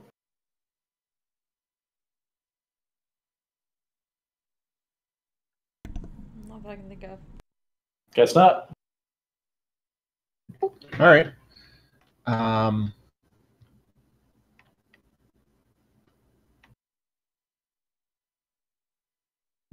The question is, if the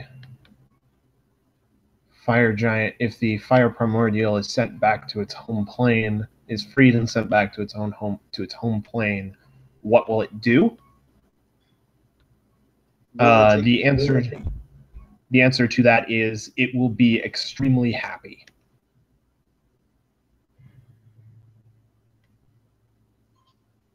Okay. To be fair, I think that we should have kept the phrasing "if the primordial in this flask," as it does include "is the primordial in this flask."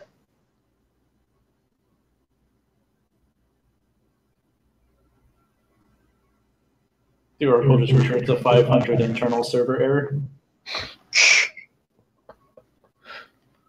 It will be extremely happy, and go about its business on the plane.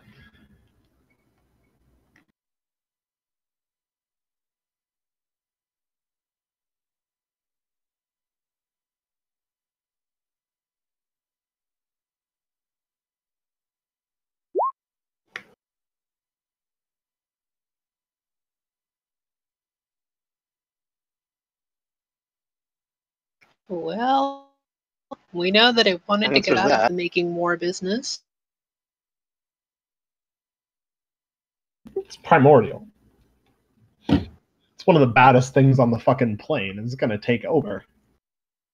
Oh yeah, just not here. Yeah. It's gonna go about its business on that plane. It sucks to be those guys.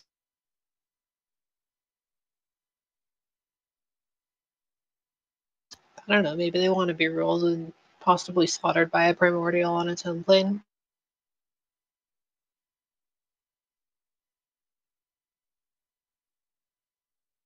Well, if it's on the plane of fire doing fire stuff, that's fine. The only people who are not going to like that are people who don't want the fire plane to be fiery.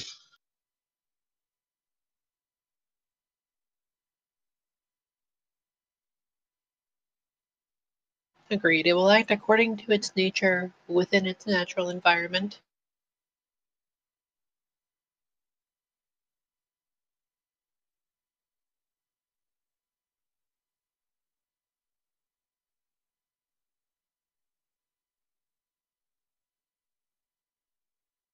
Basically.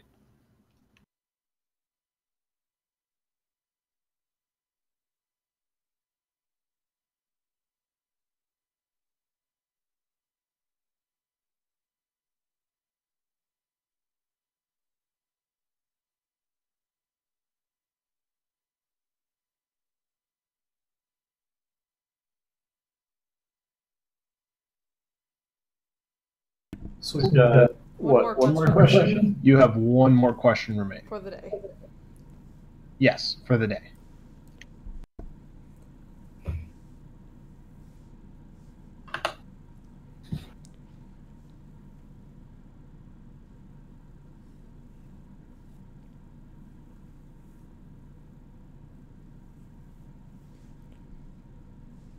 Should we go with the how can we fight what's coming, but a little bit more intricate than that? It's a possibility we can try to work on. Or how do we keep the Yellow King from taking over? If that's what it is. Yeah, the problem is if that's what it is. Yeah. Yeah, I think focusing on how we can oppose and stop whatever is coming is probably a better question than How about what are asking all the about a current specific threats to this world, this material plane? What are the current threats to our plane of existence, and how can they be removed? Are you seriously about to ask him that? And then we get the 400 error, or the 500 error.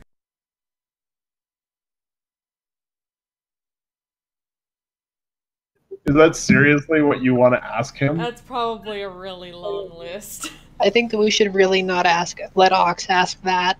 No. Has anyone really been far, even as decided to use, even go want to do look more like? Ox isn't asking shit. I mean, the question must be asked, has anyone really been far, even as decided to use, to even go want to do look more like? Soliloquy isn't asking No. shit anymore. The answer, of course, is no. No, the answer is, you've got to be kidding me. I've been further, even more decided to use, even go need to do look more as anyone. Can you really be far, even as decided half as much to go to use go wish for that? Yes!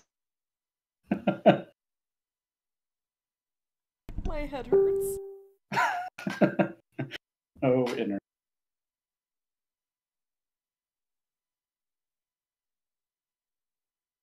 Magic 8 Ball says most likely.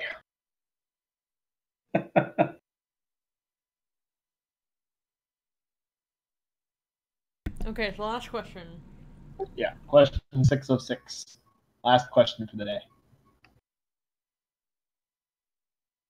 Okay, How about what is the current largest threat to this plane? yeah, I was just about to suggest that since we don't want the full list of everything. I mean, we haven't exactly been elected champions of this plane yet. We don't need to bump off everything. That's true. You're Minor- level 9. Minor fix to the question should be, what is the greatest threat to the denizens of the plane, not to the plane itself? That's Fair, a better yeah. question.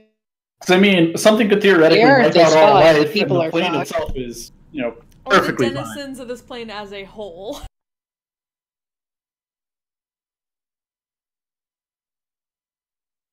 Though, of course, that doesn't necessarily preclude the possibility of Fantasy Hitler wiping out half of the plane's races, and No, there's a the possibility of other something half are wiping perfectly out. fine. I think Fantasy Hitler is somewhere in the backstory of Forgotten Realms. I'm sure there's several. Everything is somewhere in the backstory of the Forgotten Realms. Exactly. Fantasy Hitler is somewhere back in there. I don't think they're doing him again anytime soon. You don't know that. Okay, so what is the largest threat to this realm and how can we oppose it? Are we agreed? Largest threat to the denizens of this realm. Largest threat to the denizens of this realm, dear God. No, Dear God's only like the third or fourth largest threat. Which god? He's been moving up. So, question is, what is the largest threat to the what is the largest current threat to the denizens of this world? Yes? And how can it be stopped? That's 2 questions. Well, I keep trying to sneak compound ones in, you know. The Oracle ignores the second part of your question. But that's he fair. does answer to what is the greatest threat to the denizens of this world? He answers the Yellow King and the beings that he heralds. Well, that's an official. Well, that's a stabbing. And now we have tomorrow to figure out what beings does he herald. We hope we have tomorrow. It's not really guaranteed. It's just probable based on the past. Just gotta keep this place safe, so.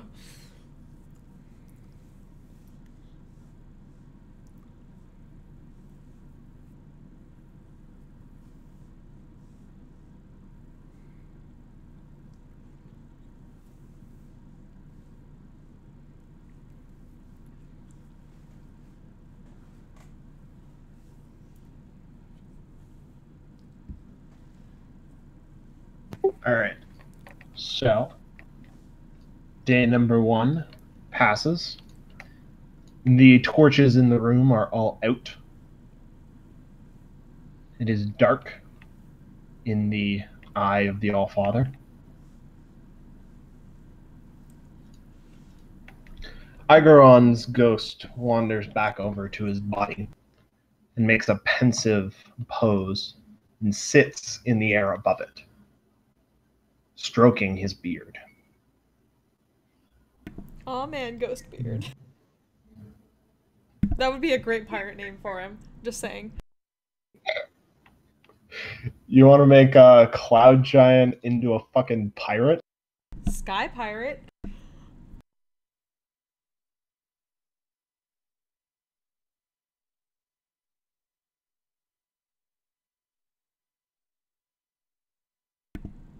It's intimidating. It's a good name for a Sky Pirate. Yeah, I can see it. So, reincarnate has a material cost to it. It does. Actually, dumb question. You probably have the gold to pay for it. Yes? I actually checked. I think I have less than all of the gold required to pay for it. In How fact, much gold is it? 1,000. Really? Yeah, I think Yep. all the resurrections cost around that. Hey, that sounds high. Hold on a second, because resurrection is only like 500. Well, reincarnate is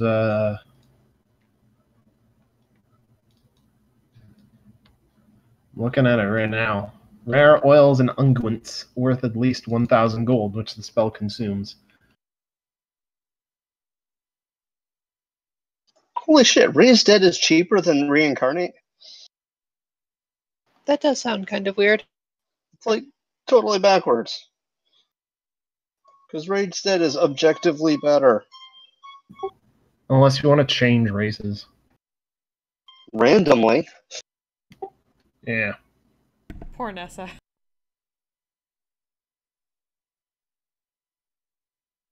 I always thought Reincarnate should be a lower level, too. Yeah, it's really highly leveled. I'm not sure why, but I kind of get like they don't want you bringing people back willy-nilly until you're high enough level that yeah. it's not like instant death starts being a thing again. But yeah, no, Reincarnate, like Raised Dead is objectively better in every way, apparently. Except the places where it's equal. Alright. But how much more money would you need to reincarnate this guy? 87 gold. I can totally lend you 10 platinum pieces, so that's 100. Cool. Alright. You have enough to reincarnate this guy. How does he feel about it, though? I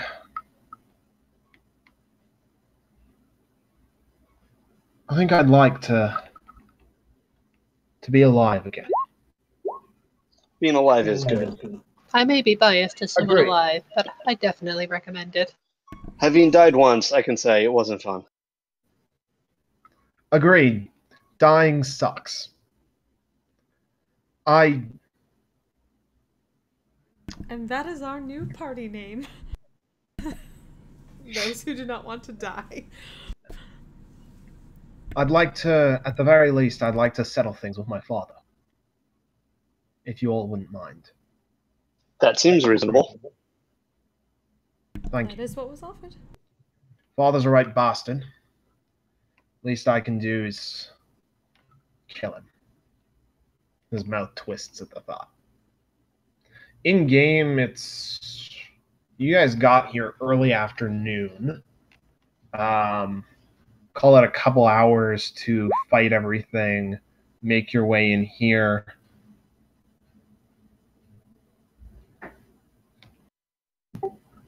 So probably early evening. Call it 6, 7. Okay. I'm gonna want to make sure we collect the dragon's head if we haven't done that yet. Collect what now? The head of the dragon we killed. That wormling. You mean Rimmerhouse? No, the wormling. You guys fought a white dragon worm. Oh, right. We gotta collect the Remora's head too, but I don't know how I'm gonna carry it. That's I mean, big. I have no particular interest in helping you to collect heads. I'm Well, you're going to busy. go. Yeah, well, for the rest of the night, I think I'm going to go think about the best way to go about this and commune with nature. All right. While you do that, I'm going to go find my wild magic table. Oh boy. Yeah, that's fair. I never get a chance to use this. I'm very excited.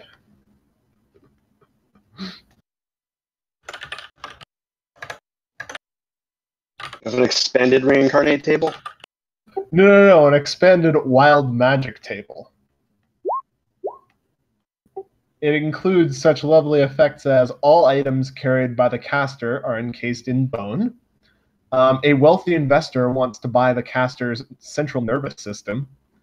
An illusory lich rises from the ground and How did pursues our professor caster. get in there? And caster always answers yes or no questions truthfully. This is a 10,000 entry wild magic table. Damn.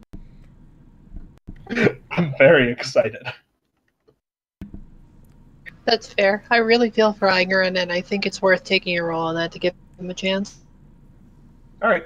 Well, while they're off doing their stuffings, is making a party out of it and pouring people ale. Yeah, y'all should definitely stand far away when I do this. It's probably a wise idea. Mm. All right. How long do you want to spend reflecting on nature, or communing with nature and reflecting? I mean, you have time.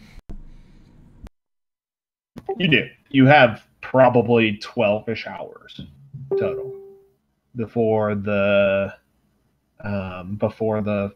lanterns refresh.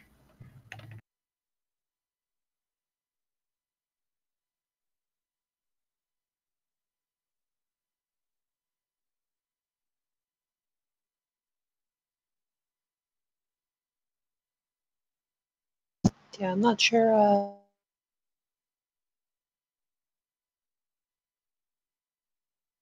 what the best way to go about this is personally, but probably I am up a tree as an owl for now. There are no trees here. You're in the middle of the mountains in a secret giant. Well, even if I go, I mean, I assume there aren't any trees inside. There are no trees whatsoever outside either. Not for a little while. You're in the middle of the mountains.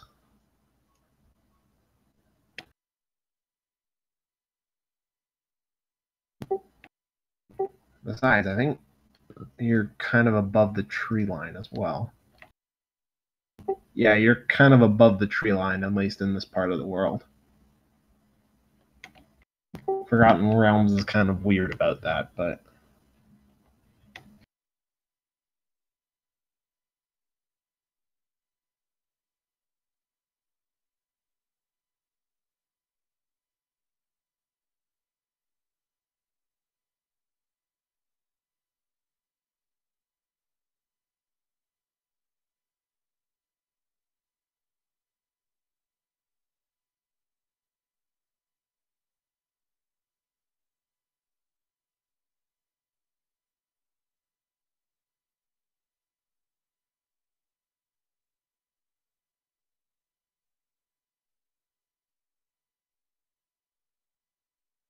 This music is really inappropriately dramatic.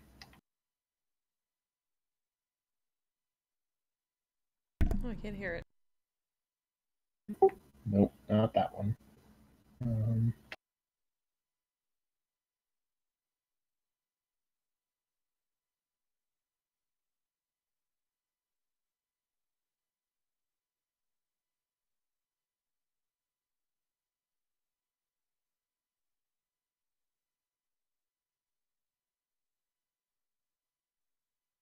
All right.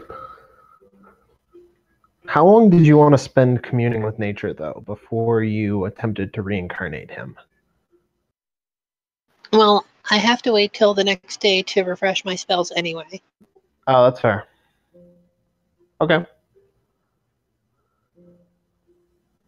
So you also need to trance in there. So That's true. Then I can throw up a tiny hut for myself in there. okay. So that leaves you 8-ish hours. Yeah. Between trancing and. Okay. I assume that the rest of the party can manage for themselves for a night. Oh yeah, it's a party. Would you like me to leave you It with is some a good stone berries? structure, so our ability to burn the place down is somewhat limited. Yeah, it would be difficult for you guys to burn this place down. That sounds like a challenge. It will be very hard to set the roof on fire. I would go so far as to say that it would be impossible for you guys to set this place on fire. Well, it depends on how There much magnesium definitely is in the sounds like a stone. Literally, the entire thing is built of stone. The only reason why that is true is that Rich is not here. The only parts of it that are not stone are metal.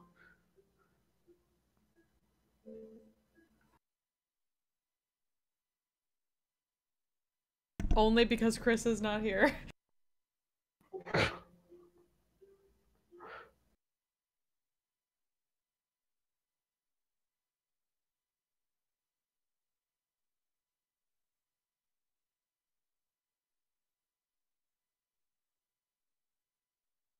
All right. So the rest of y'all are partying it up, drinking the ale from the alchemy jugs, I assume. Yeah, I can leave mine with the rest of the party. I'm not going to need it tonight. We're gonna get like drunk. That's fair. Don't want any hangovers the next morning. Get verschnicked. Anybody do anything particularly interesting?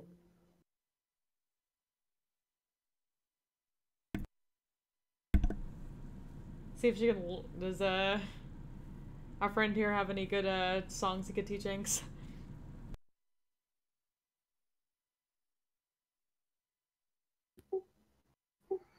Igron smiles a bit sadly. You know, it's funny. I used to love to sing. Singing is hard when you're a ghost, though. You sound kind of like a banshee. Doesn't work very well. Well, hopefully we can change that. Hopefully so. You put me in something that can actually sing, though. I have a couple I can teach you. That'd be wonderful. In the meantime, she can strum something that she probably would have like asked from Zephyros to pick up, something cloud related.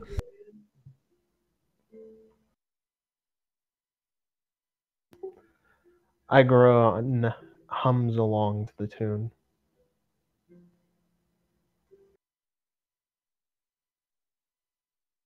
It's just, it's raining men, hallelujah. The alternate perspective version of that song, "Let the Bodies Hit the Floor."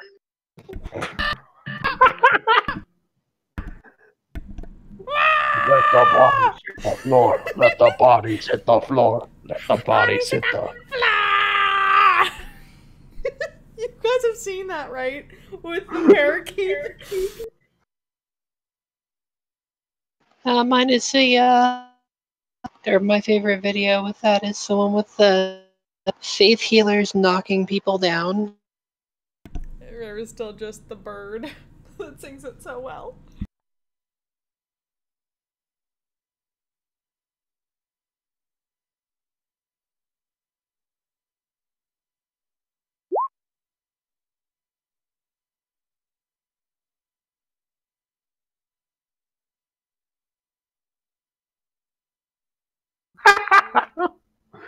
I can only count to 4. I can only count to 4. There's a full version of that song. It's hilarious.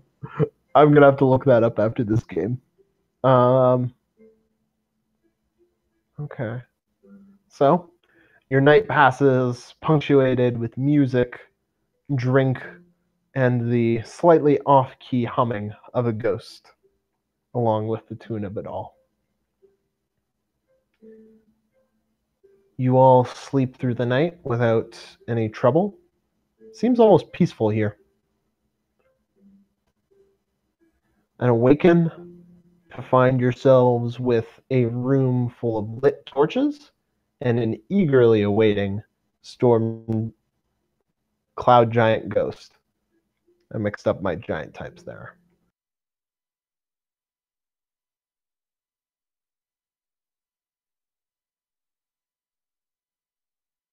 Do you think you can do it now? Is that possible? I mean, having spent the night out meditating on the matter, how do I feel about it? It's possible. Definitely possible. I shall bring the best of my ability to the task. I think it can be done. All right. Roll a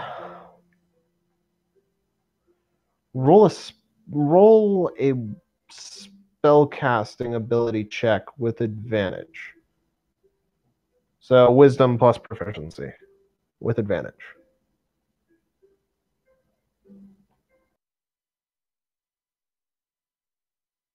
Okay, so can I just roll on my skills that is that particular stack? Sure. As long as it's the same modifier, I don't care. Fuck yeah. Damn. All right. So For some reason, nature is int instead of wisdom. yeah. Well, it's like book knowledge, right? Is the idea for that. That's fair.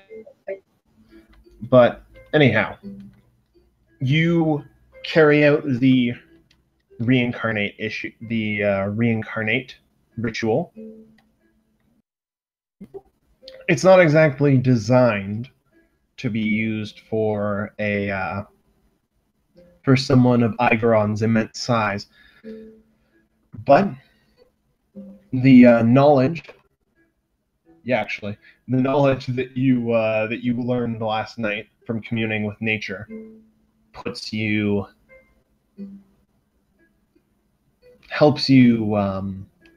accomplish the task. There are a few hiccups. You feel some magic escape from your control and cause a couple of strange and unusual effects, but the reincarnate ritual succeeds.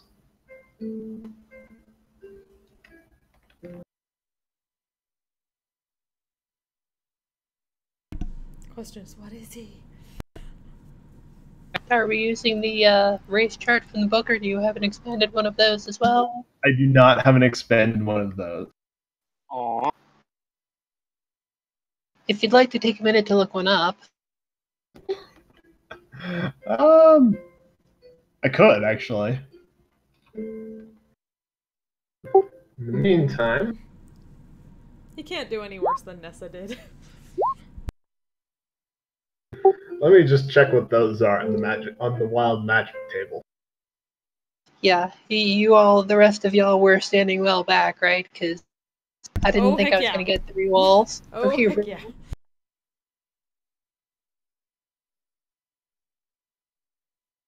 You said you weren't sure, and then you left an entire night just to go, like, try and figure it out.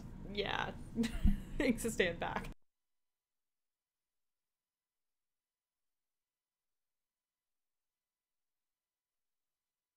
All right, in a moment, once I've got all these off the table, I'm going to ask you to hop into the other channel so I can let you know what the effects are. All right. 8635.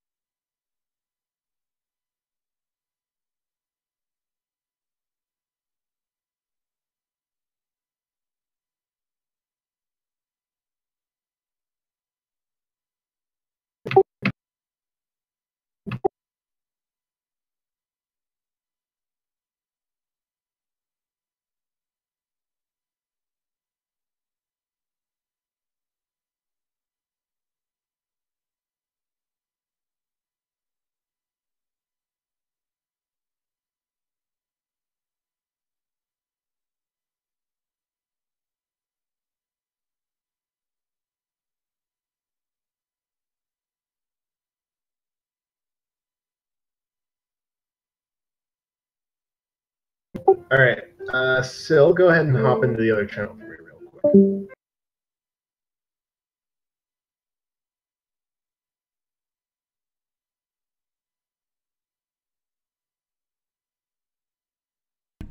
Damn, I'm out of alcohol.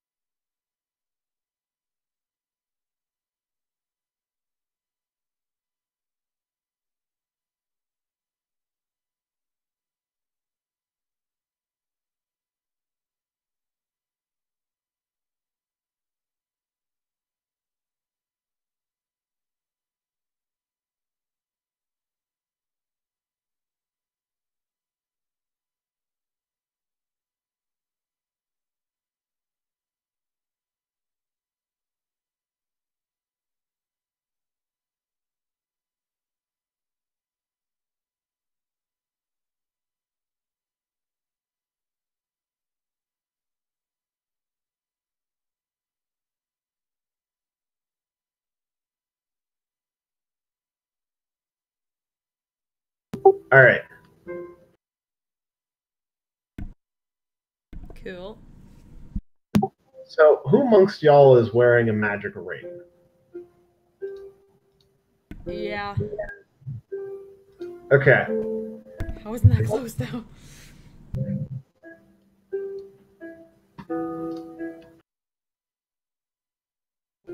Okay. So, Soliloquy has a fun new effect on her. For the next 10 days, any magic rings that are within 60 feet of Soliloquy deactivate. Lovely. So, only for the next 10 days. It's not a permanent effect. But, fair warning. You can tell them about the other ones as you wish.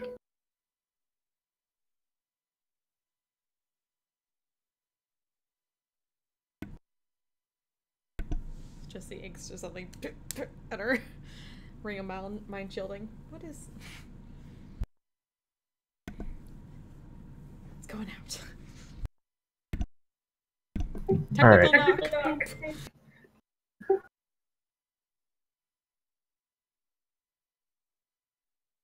No, so where did we end up on the race chart? Oh, I was... Look that up real quick.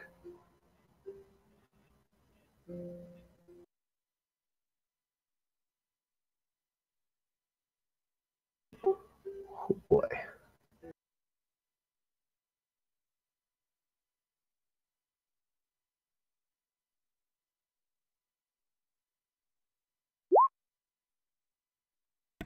Holy shit!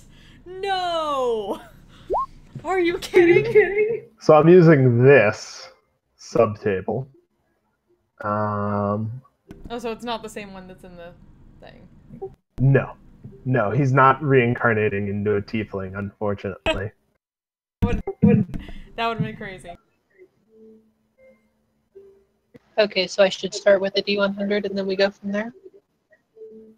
Uh-huh. And then... So we have you have an 87, which puts you into Savage. Roll another D100. Ooh, that sucks for him.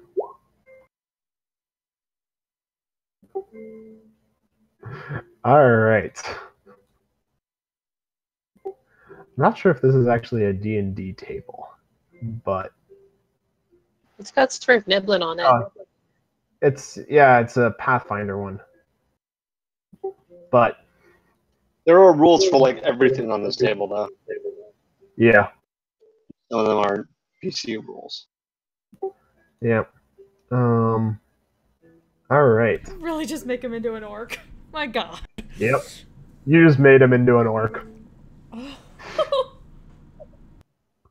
So Igeron, He would have been way better as a tiefling. his ghost watches at the at his corpse, but it slowly fades as his corpse turns from a cloud giant into that of an orc.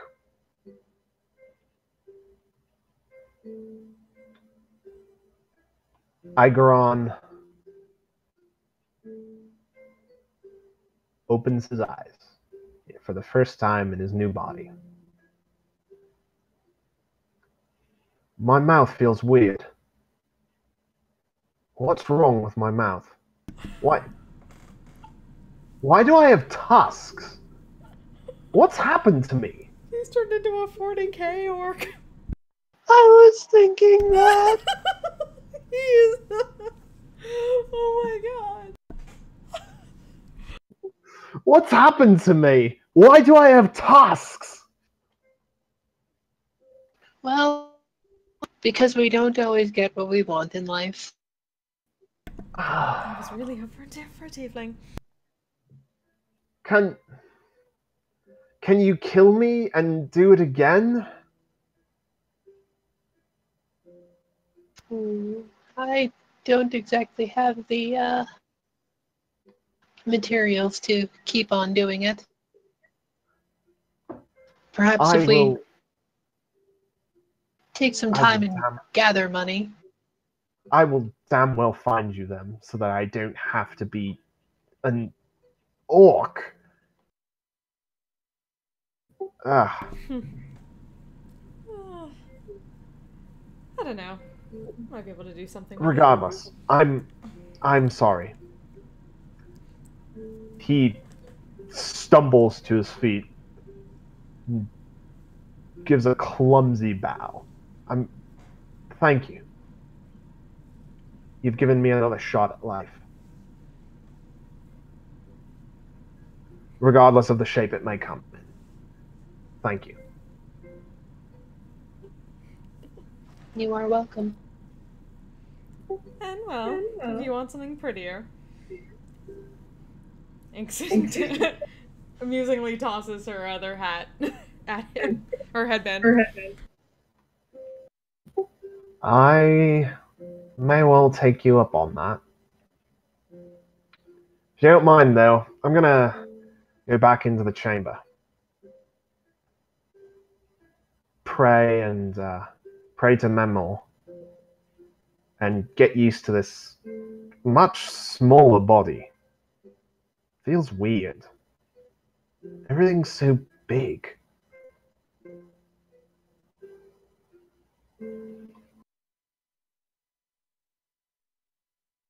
I say that a lot.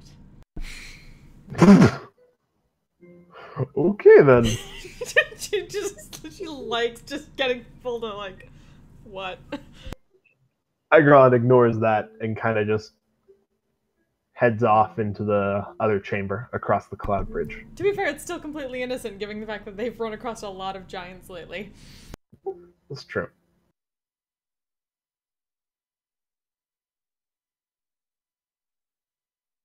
But, so you are now in this room with another full 6 questions.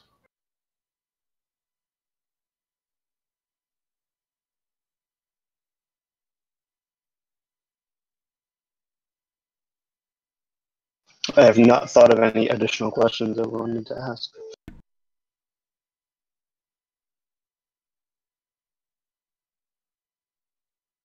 I guess how to deal with the undead.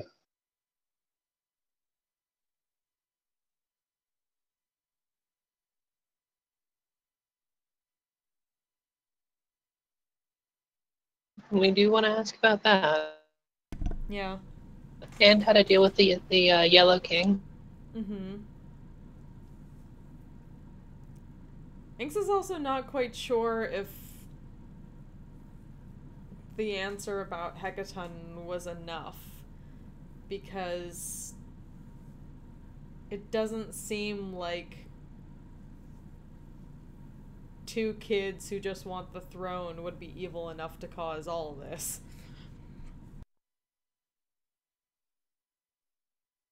Or like, is the only evil that we have to deal with. Seems like there's probably something bigger with that, because it just seems too small otherwise.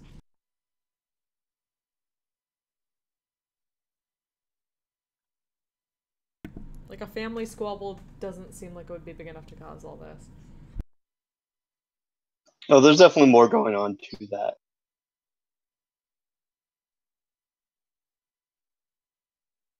Right, I mean, there are a few questions in the document that we haven't asked. Although I think we have pretty much settled that the flask contains the primordial. Yeah, we know that.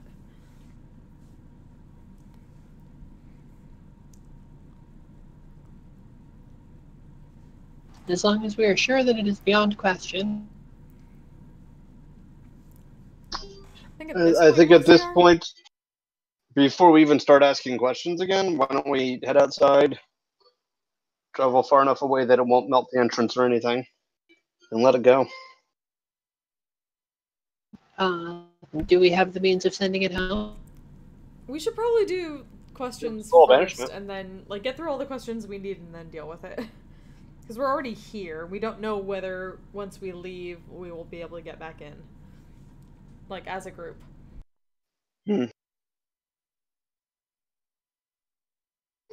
That is a point.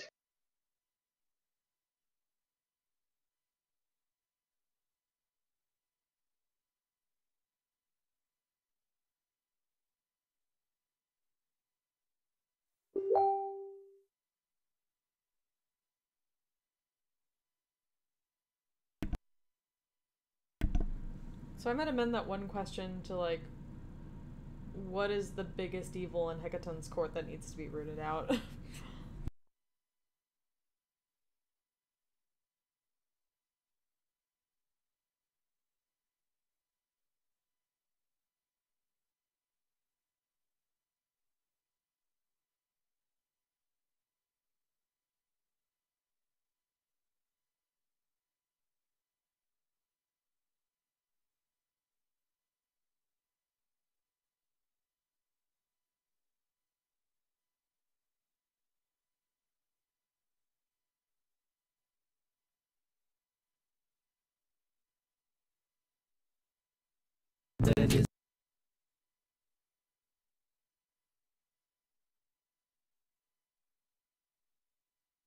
Sorry, was that a question to be asked? That was my thought on how to phrase that question. Is anyone Okay. cool with that? What was the phrasing? What is the biggest evil in Hecaton's court that needs rooted out?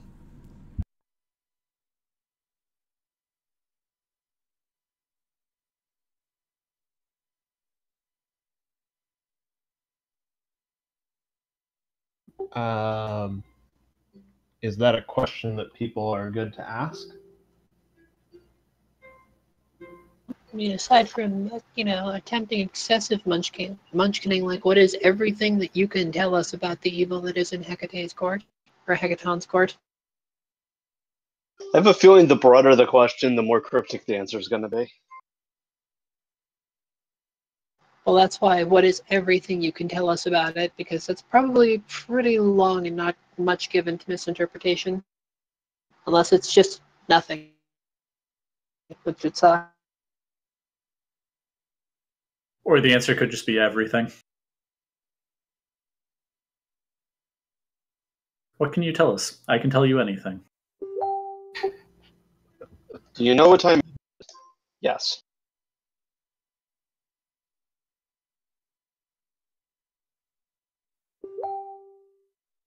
So, yeah, Sinks is our designated question asker for today.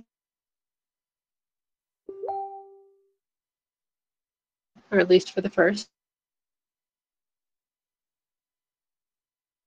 Go for it.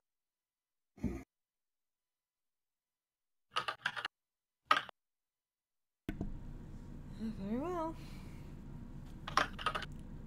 Phrase it as said. So, what is the greatest evil in Hecaton's court that has to be rooted out? Yes. All right.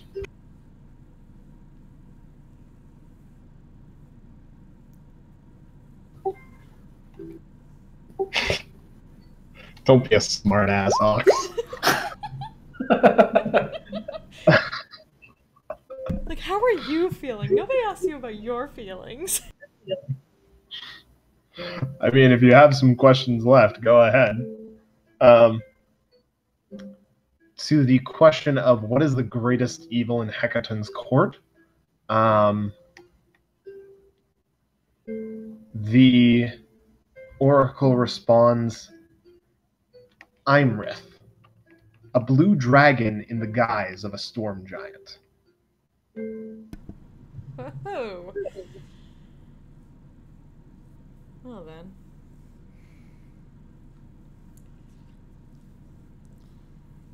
Definitely did not expect that answer.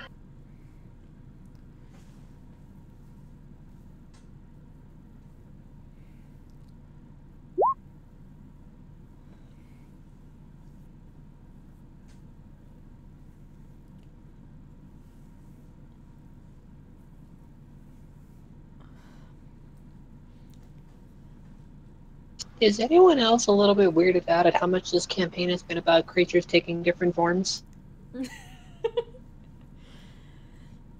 Well, I mean, I can't complain.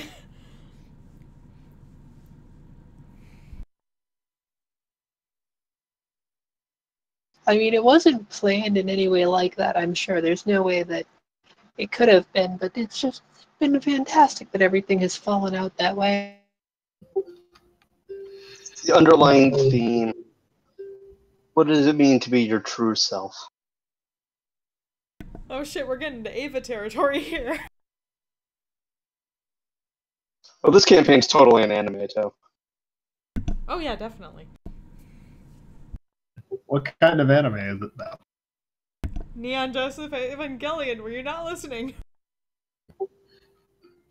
Yeah, It's gods and actually, angels and what it demons reminds me and... of? Early Gynax.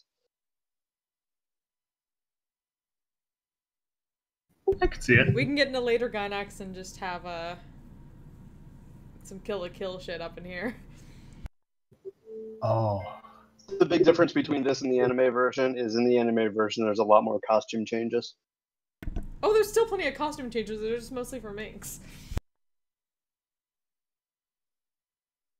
I'm pretty sure I've changed cloaks like 3 or 4 times now. She has a pure head of disguise now. She can have whatever clothes she wants now. It's great.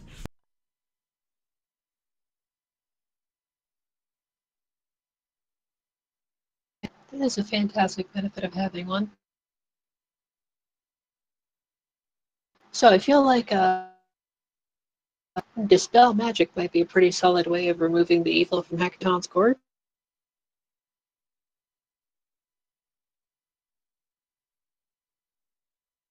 You need a pretty potent casting thereof. Yes.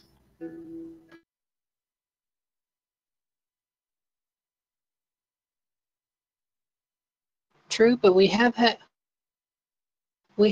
the assistance, and we do have connections with pretty mighty wizards.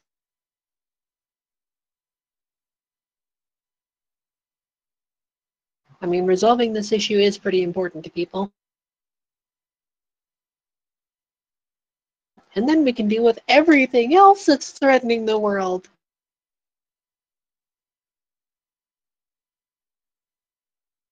Or at least whichever specific other threat we decide to focus on next. Yellow King sounds like a pretty good one to intercept next. Oh yeah. Given the greatest threat status. Yes.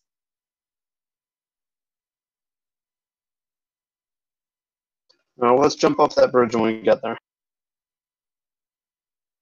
You don't think that we should jump off the bridge while we're at the oracles? I'm gonna say no, we should not.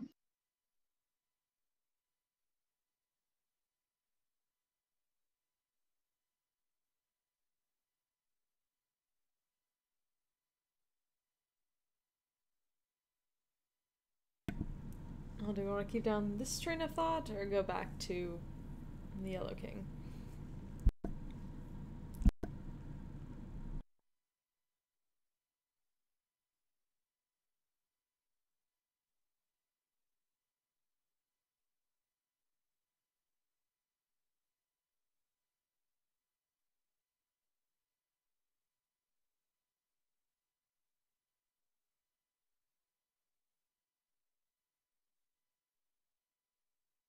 That's one question of the day.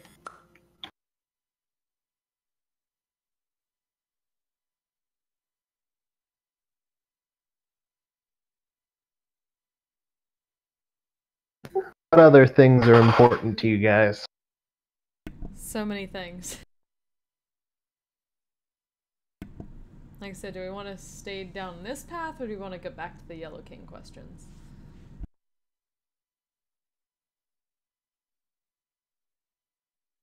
Good question. But probably not one for the oracle. No.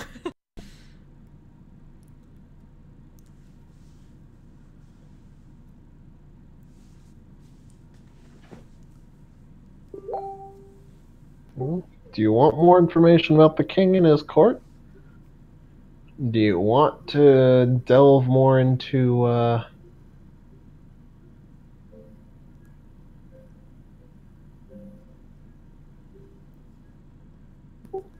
into the other threats that you guys have? Probably spend a few questions on the Yellow King. Yeah. And probably a question about the elk. No. Possibly the undead stuff, but Yeah. The undead stuff should definitely get explored here. You know what we should Yes, really do? We should spend some time questioning the Oracle with questions that we already know the answer to. Try to figure out how good of an Oracle it is. Yeah, did you see that thing I linked? Oh, did you already link the Olaf comic? Table talk, yeah.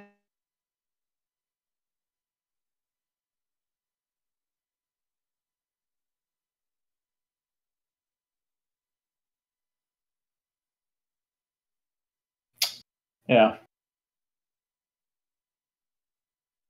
I mean, we don't actually know that the answers it's giving us are real or true. I could just be making shit up.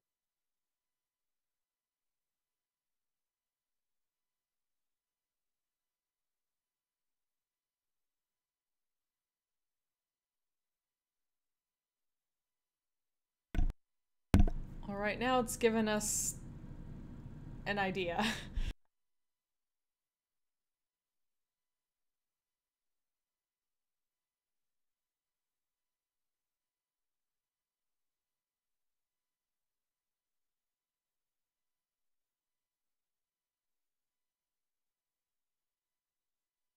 So yeah, how can we stop the Yellow King?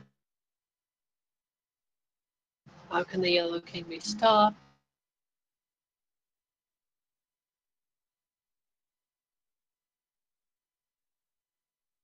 So What how, chain of events that we can set in motion would prevent the Yellow King from accessing this world? I'd say threatening this world rather than accessing. So even if he can't come here himself, he can probably still wreck it.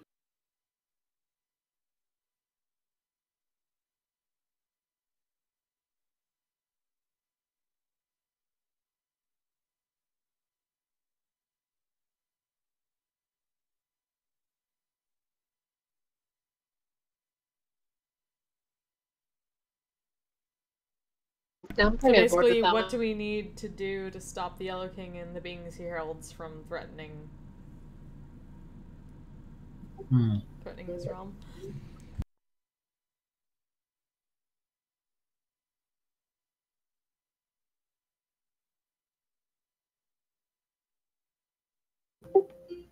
Your question is, what do you need to do to stop the threat of the Yellow King?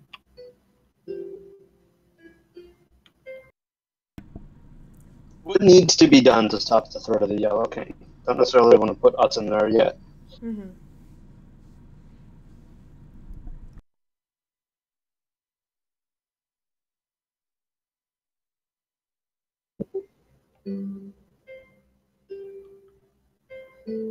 Bring unity.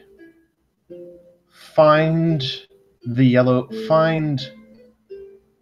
servant of the Shadow King. Stop the Yellow King's hand.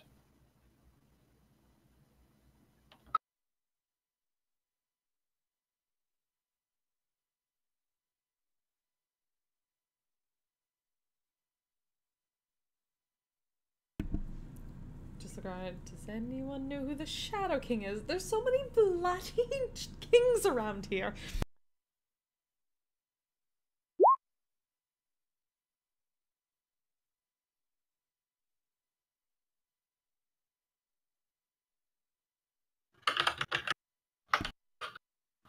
So do any of you understand? Do any of you know the Shadow King that they mentioned? I'm racking my brain to see if I remember that.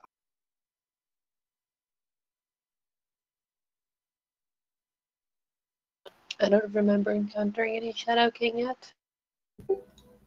I feel like we encountered him last campaign. Yeah, probably. Yes. That's what I'm saying. That's why Inks is asking for, like, I don't know, religion checks, I don't know, history checks, anything. Arcana. Religion, history, or Arcana. Actually, history. Go with history. No religion? He's not really a religious figure. Oh, was this the I'm pretty sure I know Warlock exactly who it patron? is, but still. Yeah. I forget whose patron that was, but Yeah, out of character. Only You me? guys. Well, yeah, everybody but Syl knows who the Shadow King is out of character, I think. In character, Adriel and Inks, you two remember stories of a very old, very powerful lich.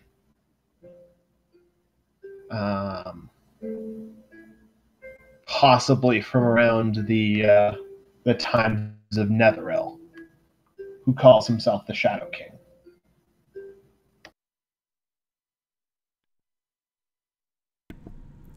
Oh, lovely. Fighting an extra planner with a lich. Or a servant of a lich, that's interesting.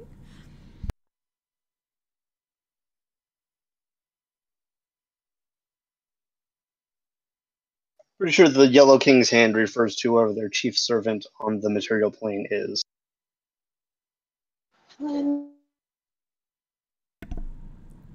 The servant of the Shadow King is the Necromancer. No, that was Flint's character from last campaign. Yeah. Don't sound so proud of it. God. No. She's not like that. She's just a necromancer. no, the Necromancer is my next character. Yes. Oh, that'll be something. I mean, it's not a bad. Wouldn't it be shocking to find out that a servant of the Shadow King was a necromancer? No, Not at all. no, it certainly would not. You gotta sleep with the boss sometimes. It just happens.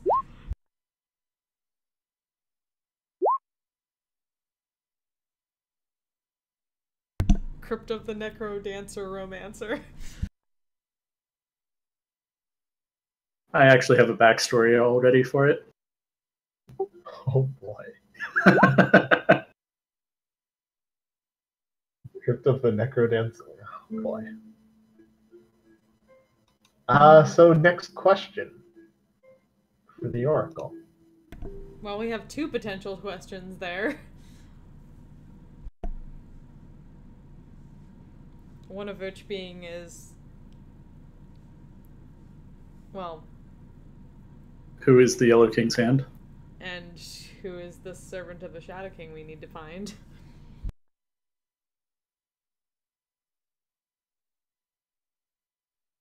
Also, where can we find them?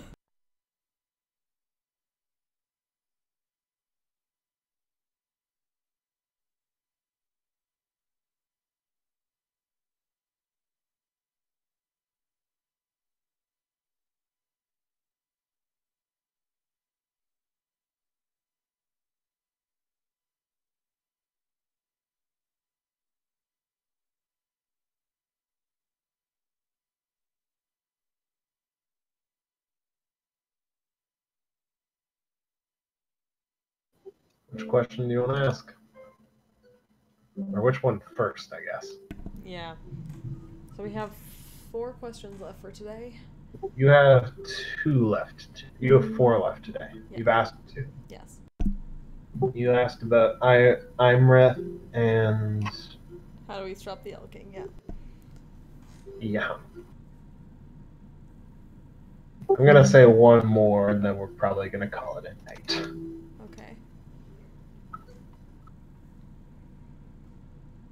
Well, we have enough to ask both of the immediate. Mm-hmm. So should we maybe just ask where do we find the servant of the Shadow King? Yeah.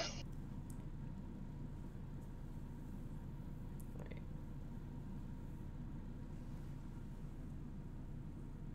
So where can we find the servant of the Shadow King?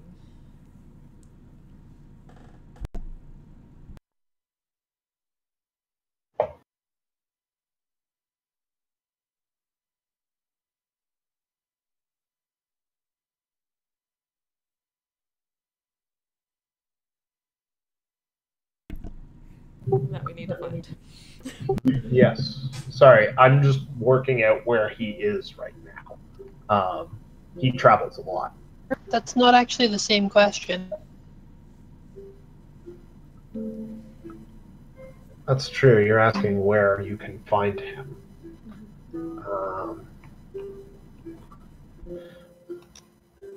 Do I want to get vague on you? No, you want to give us his home address so he can wait in his living room.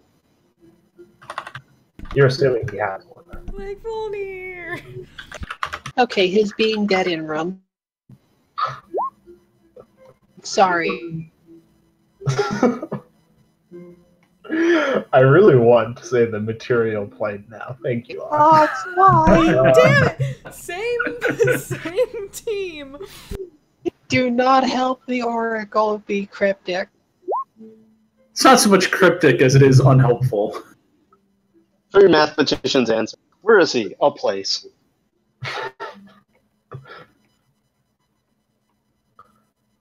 It's not my fault you ask bad questions. Well, would you like to rephrase it to be better? Not really, because it's more funny this way. You may find him in the city of Neverwinter.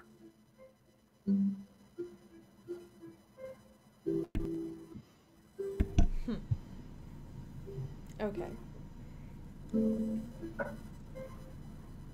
Look for him where the Yellow King faces strife. Oh.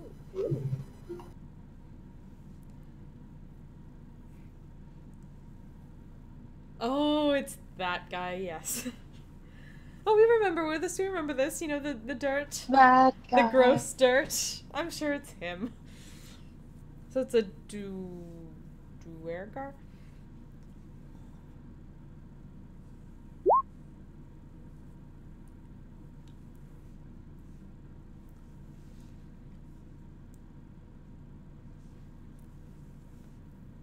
So yeah, Death Dirt plus Yellow King Faces Strife just sounds like what they mentioned. That thief.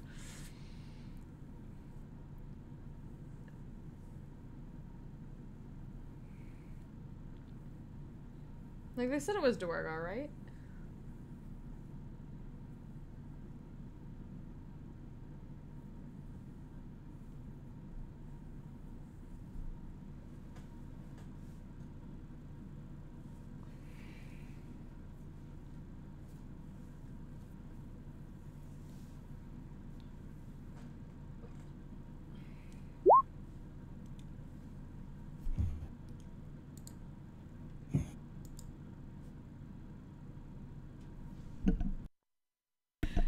I don't even have to look to know what this is. Yep. Yep, that's all I knew. Yeah, I knew it immediately.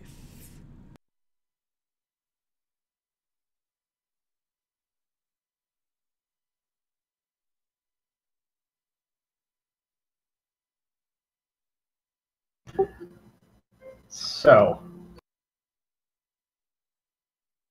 I think that's where we're going to end for tonight, guys, if you don't mind. Okay. So I'm pretty sure I know who the Yellow King's hand is. God damn it. Imagine that. Something planned. Some people that you've already known. Okay, Kaku.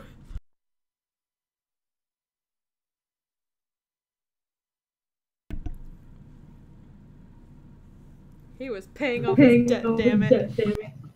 I think I've already told you guys, all your characters from last campaign are around the world. It's just a question of whether or not you guys find them. Yeah, I know.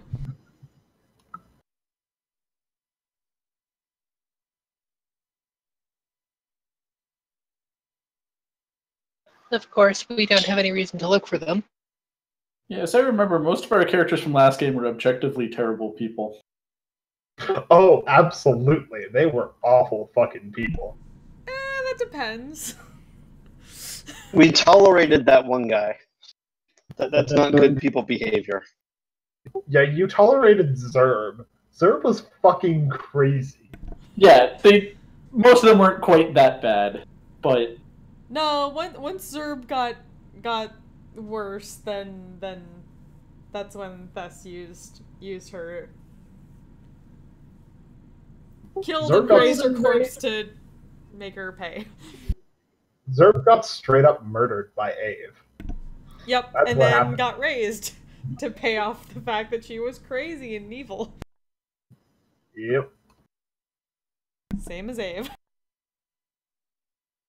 Oh, Ave. The necromancer was probably the nicest person in the party. Yeah, which is saying something. It was an Underdark campaign. Yeah, no, you're right.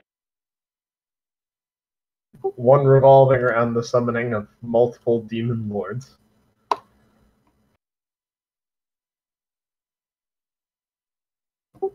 Yeah, that was quite something. All right. So, God, I can't believe you made Igron a fucking orc. Should have just stuck with the irregular table. Could have been cool. Yeah, I should have. But whatever.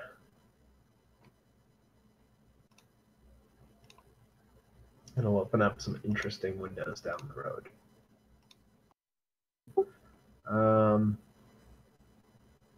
Yeah. So,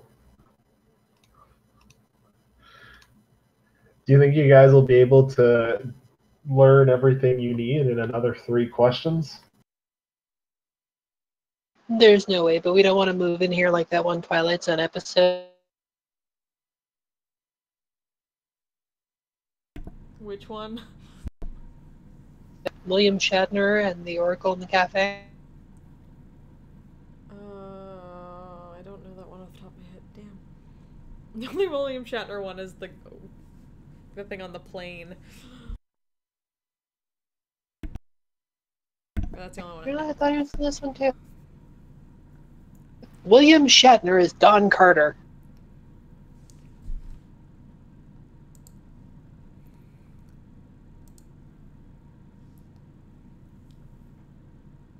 Okay. Yeah. So that was a session. There will be another one next week.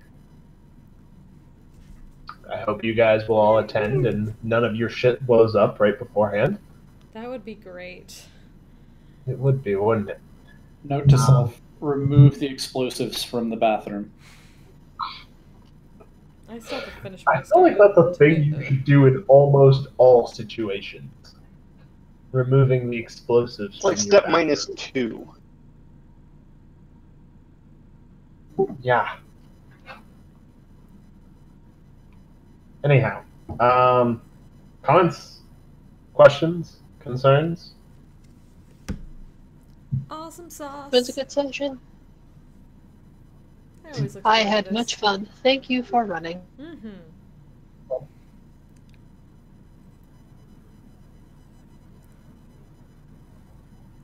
And there's still time to get you in on the crazy campaign for Tuesdays. Maybe, actually. The campaign that I was playing in has fallen apart, unfortunately. Aw, DM decided that she just didn't want to run it anymore. So that's sad. this is my only D&D campaign. I'd be down for another one, maybe. So, well, you know,